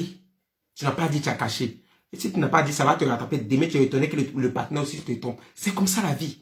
Ou bien, tu as fait, avant même de rencontrer ce partenaire-là, ou bien cette partenaire-là, tu as eu aussi, tu as été malhonnête, tu n'as pas été bien avec un autre partenaire, ou bien tu as eu 2 ou 3 partenaires à la fois. C'est comme tu as eu des ex à la fois. Donc les choses, ça revient d'une manière ou d'une autre. La Bible a que le salaire du péché, c'est la mort, mais le don gratuit de Dieu, c'est la vie éternelle. Donc ce que tu sèmes, ça te revient d'une manière ou d'une autre. C'est pourquoi avant de rentrer dans nos foyers, il faut que tu vous en parlez. Parce que vous en parlez, la personne sait quel type de personne tu es. La personne t'aime malgré ça. La personne te pardonne. Quand la personne sait ça, elle te pardonne, c'est fini, vous avancez. Mais si tu n'as pas dit à la personne, c'est comme si tu as marqué un but à 0 à ton partenaire. Or, vous êtes devenu une seule chair. Donc ce que la personne est, là, toi aussi tu dois devenir. Vous comprenez? Si je suis dans une équipe à sec, et puis ma femme elle est dans l'équipe Africa, si moi je suis en train de jouer au ballon, et que je suis fatigué, et qu'il y a quelqu'un qui vient me remplacer, que nous on mène 1-0, lui qui vient me remplacer, même il n'a pas marqué de but, c'est maintenant il vient de rentrer dans l'équipe, mais lui aussi il a 1-0. Au même titre qu'aussi, moi aussi mes coéquipiers, qui sont encore allés sur le terrain, c'est comme ça. Ça veut dire que quand tu viens dans le mariage, ton passé, on doit savoir ton passé, on doit prier pour enlever ton passé. Parce que si tu n'as pas prié, si dans ton passé comme ça, tu étais vraiment quelqu'un de très méchant et que tu n'as pas dit à ta femme ou à ton mari, demain, tu n'as pas dit ça, mais tu vas voir ton partenaire sera très méchant pour rattraper sur ton niveau de méchanceté que tu as fait dans le passé, pour que vous soyez égaux. Mais quand tu en parles, hein, ça fait que vous pardonnez mutuellement, vous deux d'abord, vous comprenez, puis vous priez pour que Dieu vous fasse grâce. C'est fini. Ça a annulé. Voyez, ça peut être aussi que tu n'es pas il y a des gens qui sont réprochables dans leur présent. Les gens c'est dans leur passé, mais les gens c'est dans leur présent.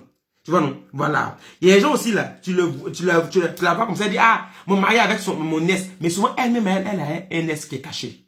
Ou bien il y a un ex qui est en Europe qui l'appelle. Elle dit pas ça à son mari, c'est caché. Mais quand il y a un ex qui est en Europe qui t'appelle, que tu dis pas à ton mari, c'est caché. Souvent tu fais quand ça n'a pas marché puis tu l'as laissé. Ou bien tu as fait, vous êtes tapé un peu, c'était bizarre, vous laissez. Souvent même tu allais prendre un enfant même pour donner à ton mari, c'était pour ton ex. Quand comme ça arrive là, faut te dire que ce que tu as fait aussi dans ton présent là, forcément, aussi ton mari aussi là, ça doit lui arriver pour que vous deux vous soyez au même niveau de péché. Et maintenant, il y a aussi ce qu'on appelle les péchés du futur. Qu'est-ce qu'on appelle les péchés du futur? Il y a des femmes qui fantasment sur des hommes ou bien des hommes qui fantasment sur des femmes. Voyez? Et cela annonce un mauvais présage. C'est-à-dire que comme ça, si tu es avec ta femme, moi si je suis avec ma femme comme ça, s'il y a quelqu'un je fantasme sur la personne, il faut dire à ta femme, bébé, excuse-moi, frère, tu fâché, mais telle personne est fantasmée sur la personne. Tu sais pourquoi? Mais quand tu dis ça, ta femme sait, ta femme va se suivre, bien ton mari sait, ton mari va te suivre. Mais de deux, tu as été sincère, et de trois encore, vous pouvez prier pour que cette personne ne soit pas un danger pour votre relation. Mais quand tu fantasmes sur quelqu'un là, si le diable veut gâter ton foyer là, le diable va permettre que cette personne là soit constamment auprès de vous, dans votre foyer, dans votre cercle restreint dans votre foyer, soit côté de monsieur ou de madame, afin que vous vous voyez régulièrement, vous voyez tous les jours. Et quand vous allez vous voir, comme c'est quelqu'un, tu as flashé sur lui, ou c'est une femme, tu as flashé sur elle, et que tu fantasmes sur la personne, tu peux arriver à coucher à la personne. Ça, on appelle les péchés du futur. Pour moi, tu es irréprochable, tu es fidèle à ton mari, tu es fidèle à ton épouse, tu n'as pas d'ess. Mais tu peux commencer à fantasmer sur un S. Ou bien fantasmer sur un S il y a longtemps, là ça a changé. Ou bien quelqu'un qui n'est pas forcément un S, que tu n'as même pas encore rencontré. Ça peut être un contact de monsieur, de madame, un contact comme ça. Si le contact est proche de votre foyer, tu vas tomber dans le péché. Pourquoi tu vas tomber dans le péché? Parce que tu as fantasmé sur la personne. Et tu n'as pas été sincère dans tes relations avec madame ou bien monsieur. Il faut dire, voici, je ne sais pas comment c'est arrivé, mais un coup de foudre, j'ai fantasmé sur la personne. Je ne l'aime pas, mais je sens que la personne, en tout cas, a des traits qui me plaisent. Tu vois, non? Donc, je te dis en même temps, pour qu'on éloigne la personne, qu'on mette en prière.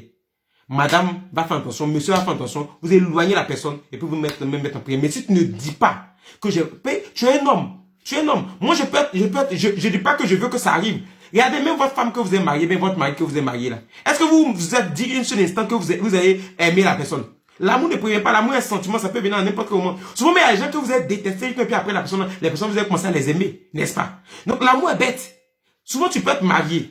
Bon, déjà, il y a deux catégories de personnes qui trompent leur femme bien leur mari. Les gens qui, quand ils trompent leur femme, quand ils sont mariés, ils regardent tout dehors. Et les gens, c'est qu'à la maison, ça ne leur suffit pas. Ils regardent tout dehors, ils veulent dehors, ils veulent dehors. Et bien, des gens qui ne sont pas satisfaits à la maison, qui veulent dehors. Eux, là, c'est facile de tromper leur partenaire. Mais il y a des gens aussi qui, ils sont bien, ils sont fidèles, ils s'en foutent. Leur partenaire les plaît.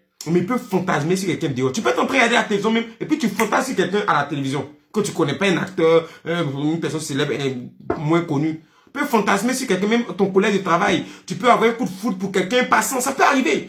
Ça ne veut pas dire que tu n'es pas dans un foyer, tu es dans un foyer. Ce sont des choses que ça ne vous dit pas. Tu es dans un foyer. Mais tu es arrivé quand tu dis, hé chérie. Mais vous voyez souvent, monsieur, madame sont en train de parler quelque part, et puis, monsieur regarde, fait une femme, puis madame dit, tu fais quoi? Puis elle le tape bien le tir. Ça veut dire quoi? Monsieur peut-être vient un côté, la madame qui lui paye, il a fantasmé, mais ça ne veut pas dire qu'il n'aime pas sa femme, qu'il l'aime. Mais ce sont des choses qui peuvent arriver. Non, cela. Si madame a fait attention, si madame t'a vu, tu lui parles de ça. Si madame t'a pas vu, même tu lui dis, ah, soit l'autre travail, Dieu est fantasmé sur cette personne. Et soit ici, invite la personne est fantasmé dessus. Pourquoi la paix, vous êtes fait un, vous derrière vous cachez. Mais à moins que tu veux détruire le foyer, là, tu lui dis pas. Mais tu dis, ah, si elle va gâter ça, donc, j'ai entretenu ça doucement, doucement. Et puis moi-même, je vais aller doucement, à côté là-bas, pour aller causer à la personne. Si la personne aussi, elle aime bien mon affaire, on va coucher ensemble. C'est comme ça commence. Ou bien laisse, tu la viens longtemps, laisse revient en forme, en pime, là. Tu commences à fantasmer. Donc, vous voyez, donc, si toi aussi, tu as des fantasmes, tu as des péchés du futur que tu veux créer, toi, commence dans ta pensée, commence à parler à ton mari, à ta femme, et puis vous discutez, vous priez dessus, tu vas voir que ça va passer. Et la sixième chose que je voulais vous donner, comme astuce, je vous ai dit aujourd'hui, c'est une prêcher ici, c'est 6 du matrimonial, mais ce que c'est en train de vous aider. La sixième chose, c'est que vous devez maintenant appeler le concours de la société. Donc, appelez le concours de la société. Appelez le concours de la société. Quand je parle de la société, c'est-à-dire, si vous avez fait tout ça, malgré ça, ça n'a pas marché. Vous avez été irréprochable dans votre domaine. Vous dites, monsieur, ne sois pas un moneste, mais toi aussi, tu n'as pas dans une relation compliquée où tu es avec un autre ex, ou bien tu avais un homme, ou bien une femme, quelque part caché qu'on ne sait pas. Que c'est bon, tu n'as pas fantasmé sur quelqu'un, ta vie future, ta vie passée, là, tu as tout parlé à ton mari, à ta femme, ta vie présente aussi, il n'y a pas rien irréprochable, parce que dans ce domaine, tu es irréprochable. Et alors que vous avez fait tout ça, malgré ça, ça ne marche pas. Faut faire maintenant, c'est maintenant faire appel aux hommes. Il y a des gens, quand ça ne va pas dans leur foyer, le sixième point, là, c'est surtout au premier point. Or, le chiffre 6, c'est le chiffre de l'homme. Dieu va créer le ciel et la terre, il va tout créer. Il va faire intervenir l'homme le sixième jour. Donc, dans votre foyer, là, faites intervenir l'homme en sixième position. Et l'homme à la sixième place. Quand dans la sixième place, il se passe la première place, ça veut dire que vous cherchez premièrement, pas le royaume des cieux, mais la chair, les œufs de la chair. Je dis chercher premièrement le royaume des cieux, sa justice, tout ce que vous ne serez pas dessus tout. Quand vous avez des problèmes, si vous avez recours aux hommes, au lieu d'avoir recours à Dieu et à ce que j'ai cité, automatiquement, Dieu ne vous calcule pas, parce que vous n'avez pas eu recours à lui. Donc, ayez d'abord recours à Dieu, dites tout ce que je vous ai cité là, et puis maintenant, sixième point, c'est le chiffre de l'homme, le chiffre 6, c'est le chiffre de l'homme, c'est pourquoi on dit 666, la marque du diable, 6 une fois, 6 deux fois, 6 trois fois, le diable est chair, une fois chair, deux fois chair, trois fois, Dieu est saint, une fois saint, deux fois saint, trois fois, qui est trois fois saint. Donc, c'est le contraire de chair, le bien péché.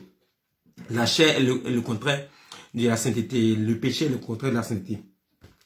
Donc, faites appel maintenant aux personnes de confiance, pas forcément papa, maman, ça peut être papa, ça peut être maman, ça peut être la belle famille, ça peut être un témoin, ça peut être même un pasteur, ça peut être un ami d'enfance, une connaissance, quelqu'un à qui vous avez confiance, un frère, une soeur, un oncle, quelqu'un d'influent, quelqu'un qui est important pour votre couple, qui est important pour la personne qui voit son ex, voilà, qui, quand la personne lui parle, elle écoute, voilà. Maintenant, vous allez en parler maintenant à cette personne. Vous dire, ah, j'ai tout essayé, ça n'a pas marché. Donc, vraiment, je suis venu te voir pour que tu puisses vraiment encore parler à la personne pour que la personne s'arrête. Mais tu as tout tenté. Là, tu viens maintenant voir la personne. Tu vois, voilà. Pour que vraiment la personne essaie. Parce que mais là, c'est quand tu as tout essayé et que ça s'est gâté. Mais si tu as commencé par ça, comme je vous ai dit, ça ne marche pas. On doit faire ça en sixième position. Et quand tu fais tout ça, que la personne vient demander pardon, la personne vient, que tu ne remarques pas de changement, ce sont les mêmes choses. La dernière des choses, c'est votre décision finale.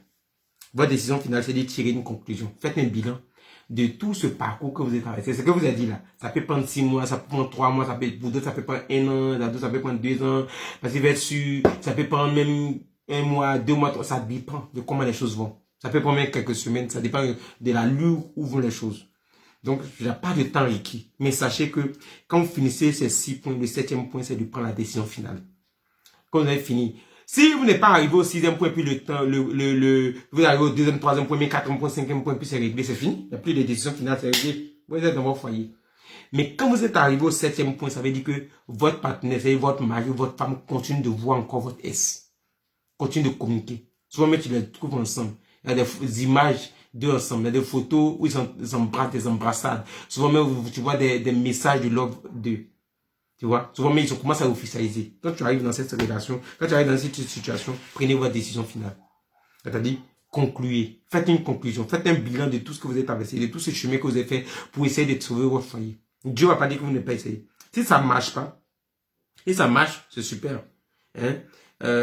Tu vas prier, comme je t'ai dit, tu vas rester dans ton foyer, et puis tu vas faire attention maintenant. Mais si ça ne marche pas, écoute, même si tu as des enfants, que tu l'aimes jusqu'à en mourir, même si vous avez vécu beaucoup de choses, beaucoup de temps difficiles ensemble, même si vous avez vécu beaucoup d'années ensemble, vous avez traversé des hauts et des bas, madame ou bien monsieur, quitte cette personne.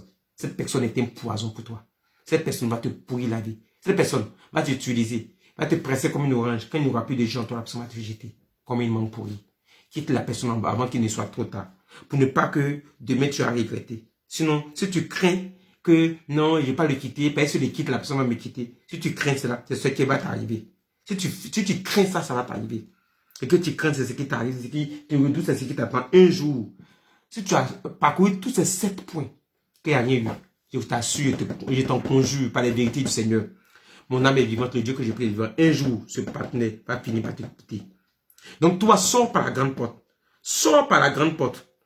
Sors par la petite porte, moi, sors par la petite porte, au lieu d'attendre de sortir par la grande porte. La grande porte pourrait être, tu perds ton temps avec des années là-bas. La grande porte pourrait être l'humilité qu'il va te donner. La reconnaissance dans laquelle il va te laisser. Hein? Voilà. Le temps que tu vas perdre là-bas. La grande porte même pourrait être la mort. Il peut te tuer dans ça. Elle peut te tuer dans ça. Tu peux avoir chagrin d'amour. Tu peux mourir.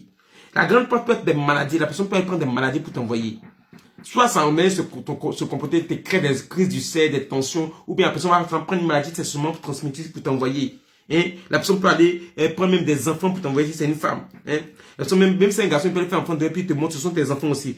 La personne même peut te créer des défauts. Parce que une femme peut être gentille, bien aimable, mais quand elle avait un homme qui la trompe bien, tu vois toute son est, l'homme ne l'écoute pas, elle commence à parler, elle commence à insulter, elle commence à pécher. Donc chaque jour, tu vas commencer à trouver, il y a des péchés, il y a des défauts qui n'étaient pas en toi, tu commences à ressortir.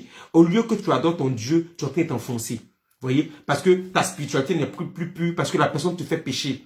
Donc moi, toujours, j'ai dit aux gens que quand vous êtes en compagnie d'une personne, qui va vous faire vous énerver, qui va vous faire pécher, qui va vous faire insulter, qui va vous faire... Retirez-vous de cette personne. C'est pas que la personne n'est pas bonne. Son esprit n'est pas bon pour vous. La personne n'est pas, vous n'êtes pas bonne, vous n'êtes pas à l'aise en compagnie de la personne, quittez la personne. Une personne, quand vous êtes en compagnie d'une personne, c'est pour vous rendre heureux, c'est pour vous rendre à l'aise. Quand vous êtes en compagnie d'une personne qui ne s'occupe pas de vous, qui s'en fout de vous, qui s'en fiche de ce que vous faites, quand vous êtes à elle, vous souffrez beaucoup. Il y a des relations, tu es dedans, mais tu sens que tu souffres. Mais tu aimes, tu es dedans, tu ne laisses pas, tu souffres. Quand tu fais le bilan de combien d'années vous avez vécu, de combien de mois vous avez vécu, avec est-ce que tu as eu un temps de bonheur, tu ne vois même pas. Quand c'est chaud. Et que tu vois que ce genre de point qu'on vient de citer, la personne n'est pas prête à respecter ce genre de point. Au 7e point, tu quittes la personne. Même si tu es marié à la personne, tu quittes la personne. Parce que la personne est en train de te perdre ton temps cadeau. Ça veut dire que tu t'es trompé pour te marier à la mauvaise personne. Quitte la personne. Écoutez, de la même manière qu'on ne change pas une équipe qui gagne, de la même manière on change une équipe qui ne gagne pas. Je reprends. Si on ne change pas une équipe qui gagne, ça veut dire qu'on change une équipe qui ne gagne pas. Je reprends. Si on ne change pas une équipe qui gagne, ça veut dire qu'on change une équipe qui ne gagne pas. Moi je ne change pas ma femme avec laquelle je gagne. Et s'il y avait une femme avec laquelle je ne gagnais pas, j'allais la changer. Écoutez, vous pouvez faire des erreurs. Vous pouvez vous tromper pour prendre le mauvais partenaire ou la mauvaise partenaire. Quand vous vous rendez compte, vous voulez rattraper les erreurs en essayant de corriger certaines choses pour que vous vous entendez. Mais vous vous rendez compte que vous ne pouvez pas changer la personne, quitter la personne. Vous voyez, il y a quelqu'un qui me disait que les fils du diable, on ne peut pas les transformer. Tu as beau faire pour qu'ils soient transformés, soient renouvelés, ils soient ancrés, ils ne peuvent pas. Parce qu'ils sont fils du diable, ils sont nés et comme ça et ils sont condamnés à être tout simplement aux enfers. Mais quand tu prends un fils de Dieu, il peut se tromper, aller dans le monde, aller faire la société, aller faire de mauvaises choses. Mais Dieu le rappelle au dernier moment. Donc, lorsque tu rencontres une personne qui n'est pas bonne, tu vas tout tenter ton possible. La personne, ça ne va pas marcher. Mais quand tu rencontres une personne qui est bonne dans son cœur, l'essence est bonne, la base est bonne, mais ce sont des défauts, ce sont des choses qui peuvent arriver. Les attaques, ou bien la personne, vous n'avez pas fait attention dans votre foyer. Lorsque vous en parlez pour essayer de régler, ça se règle. Donc, déjà, sachez que dans votre foyer, un homme, je parle d'abord des hommes, parce que ce sont les hommes qui ont des problèmes. Les femmes, elles se disent qu'on peut les critiquer, mais les hommes n'aiment pas les critiquer. Un homme qui n'aime pas les critiques, c'est pas un homme qui est fait pour un foyer. C'est pas un homme, c'est un garçon. Les garçons sont différents des hommes. Les garçons sont des gens qui ont des testicules. Les hommes sont des personnes sages, assises. Un homme, c'est qu'on peut le critiquer. Il sait que sa femme peut le critiquer. Quand ta femme te critique, c'est bon. Parce qu'elle veut que tu donnes le mieux de toi. Quand elle critique quelque chose qu'elle ne peut pas là, c'est pour que tu donnes le mieux de toi, tu sois encore meilleur. Une femme ne va pas te critiquer. Une femme qui t'aime, quand elle te critique, c'est pour une bonne chose. Nous sommes prêts à critiquer les femmes, prêts à reprendre les femmes. Mais on n'est pas prêts pour que les femmes nous disent, ah bébé, ici là, vraiment tu as fait ça, là, faut faire attention. Donc, ce que je suis en train de dire, ça, il y va des deux côtés. Que ce soit monsieur qui voit son ex, madame, faites les points là. Si c'est madame qui voit son ex, monsieur, allez sur ces points là. Ça va coûte que coûte marcher. Si ça ne marche pas, ne vous fatiguez pas à cet homme ou à cette femme. Libérez votre vie de cette personne. C'est une monstruosité pour vous. C'est une monstruosité pour vous. La personne ne va rien vous apporter. Elle va vous apporter galère, souffrance et difficultés. Quand tu es coach matrimonial aussi, sachez qu'il y a des relations où tu dis non, ça va pas, ça va pas. Donc, c'est ça que je vais vous dire aujourd'hui. Je vais vous dire, tu peux rencontrer un homme, une femme. La personne, peut-être n'était pas la bonne partenaire pour toi, tu ne savais pas. Et puis, il y a des signes comme ça, comme la personne connaît son ex, qui arrivent pour que tu éprouves votre relation. Tu rentres dans les détails pour voir si la personne est faite pour toi. Si elle est faite pour toi, tu restes. Si elle n'est pas faite pour toi, t'en vas. Maintenant, il peut arriver que la personne est faite pour toi, mais comme vous n'avez pas eu le temps de bien préparer les fiançailles, donc les fiançailles vous retrouvent, c'est comme les fiançailles se trouvent dans le mariage. Il y a des gens, c'est quand ils se marient, leur femme, leur mari, qu'ils étudient la femme, qu'ils étudient l'homme, qu'ils apprennent à connaître la femme, l'homme. Dans ce temps, ce que vous avez sauté, les étapes que vous avez brouillées, que vous avez sauté dans les fiançailles, vont vous rattraper dans le mariage. Donc tu auras l'impression que, oh, il dit ma fiancée a fait ça, je n'aime pas, ils sont en train de causer. Tu seras en train de dire ma femme a fait ça, mon mari a fait ça. Parce que c'est maintenant que tu maries l'homme, que tu maries la femme, c'est maintenant que tu apprends à étudier la personne, c'est maintenant que tu apprends à connaître la personne. Donc, il y aura des hauts et des bas, vous allez connaître des difficultés, mais vous allez réussir. Si vous vous aimez, et si vous faisiez faire l'un pour l'autre. D'ici là, je prie que la grâce de Dieu soit avec vous, que la faveur de Dieu soit avec vous. Je prie que quelqu'un qui avait des problèmes dans son foyer, si tu avais des problèmes dans ton foyer, si c'était ton mari qui te trompait, je prie qu'après ce direct, que ton ex maintenant ne te trompe plus. Que ce soit la volonté de Dieu qui ne te trompe pas. Si la volonté de Dieu est que vous ne soyez pas ensemble, que l'Éternel crée la séparation et que l'Éternel envoie l'homme de ta vie. Je priais que par ces 7 points, que l'Éternel t'ouvre les yeux et que tu voies qui t'aime et qui ne t'aime pas, qui est prêt pour s'engager pour toi, qui est prêt à se sacrifier pour toi, qui est prêt à te donner son amour pour toujours et qui ne l'est pas. Que la grâce de Dieu, que la faveur de Dieu soit avec toi. Je prie que ces points puissent t'éclairer, puissent t'aider à pouvoir trouver une porte, à pouvoir trouver un chemin vers ta destinée. Que la gloire de Dieu soit avec vous. Vous nous retrouvez tous les jours sur nos pages Facebook, vous êtes sur la page de l'église Alcool Rehoboth. Vous nous trouvez aussi au niveau de Instagram, Alcool Rehoboth. Vous nous trouvez au niveau de YouTube aussi, Alcool Rehoboth. Soyez bénis. Nous sommes partout sur les réseaux sociaux. Du lundi au dimanche, il y a des actualités, il y a des vidéos, il y a des affiches, il y a des choses pour vous faire du bien. Invitez les gens sur la page, venez regarder les actualités pour que ça vous fasse du bien. Regardez les vidéos qu'on a fait antérieurement, ça va vous faire du bien. C'était votre serviteur, votre coach, votre motivateur. Aujourd'hui était coach motivateur. Soyez bénis. Et je veux traiter ce genre de sujet où on met loin les alléluia, amen. Où on met de côté, alléluia, Dieu dit, ainsi parle l'Éternel, où on se parle franchement, où on peut se donner des conseils. J'aime donner des conseils à mes fils et à mes filles. J'aime donner des conseils à des gens qui sont dans les difficultés, surtout dans le domaine du foyer. Dieu m'a fait la grâce de pouvoir encadrer beaucoup de personnes avant que je me marie. Et quand je me suis marié, mais on n'en parle pas. Donc, bien aimé, avec le peu d'expérience que j'ai, avec la grâce de Dieu et l'intelligence du Saint-Esprit, on pourra vous aider, on pourra vous coacher. Si vous avez des problèmes dans votre foyer, à part ce problème que j'ai cité, qui est un problème d'est, ça peut être un problème d'infidélité, ça peut être un problème avec les parents, d'autres problèmes spirituels. Contactez-nous, contactez-moi Inbox, contactez l'équipe, contactez-nous sur la page, ou bien Inbox, moi-même directement. Vous allez toujours être les bienvenus. Nous allons vous recevoir, nous allons vous aider à traiter vos sujets. Et bien vous avez aussi des sujets. Vous voulez qu'on en parle. Tu as un sujet là qui te préoccupe, un sujet sur le foyer, bien sûr l'église, sur beaucoup de choses. Ça te préoccupe, tu veux qu'on en parle. Tu peux nous envoyer aussi, tu veux nous écrire sur email. Je veux s'il vous plaît que l'équipe de communication poste nos coordonnées avec notre email. Donc tu peux aussi regarder sur email, voilà. Épingler ça pour nous, voilà, pour que les gens puissent regarder, alléluia, voilà, Ok, voilà, notre email est déjà épinglé. Voilà, c'est alcoolreobot@gmail.com. Donc, nous avons une page Facebook Alcool Reobot sur laquelle vous êtes. Nous avons une page YouTube Alcool Reobot, Instagram Alcool Reobot et puis email alcoolreobot@gmail.com. Donc, vous avez nos contacts sur les 01 52 15 16 81 86, qui sont les contacts directs même de l'homme de Dieu que je suis. Vous êtes tombé directement sur moi. Donc, voilà, il y a des gens, mon équipe qui a déjà mis ça en épingle. Donc, vous voyez dans la partie épinglée, là, vous voyez déjà les contacts de l'homme de Dieu, les contacts de Reobot. Même si vous contactez quelqu'un au niveau de l'équipe, c'est l'homme de Dieu que vous avez contacté. Vous pouvez avoir des cieux de prière. Nous sommes là pour vous. Même si je suis pas là, il y a mon équipe qui est là. On va prier pour vous. Si vous voulez rencontrer l'homme de Dieu directement, vous aurez aussi accès à l'homme de Dieu directement.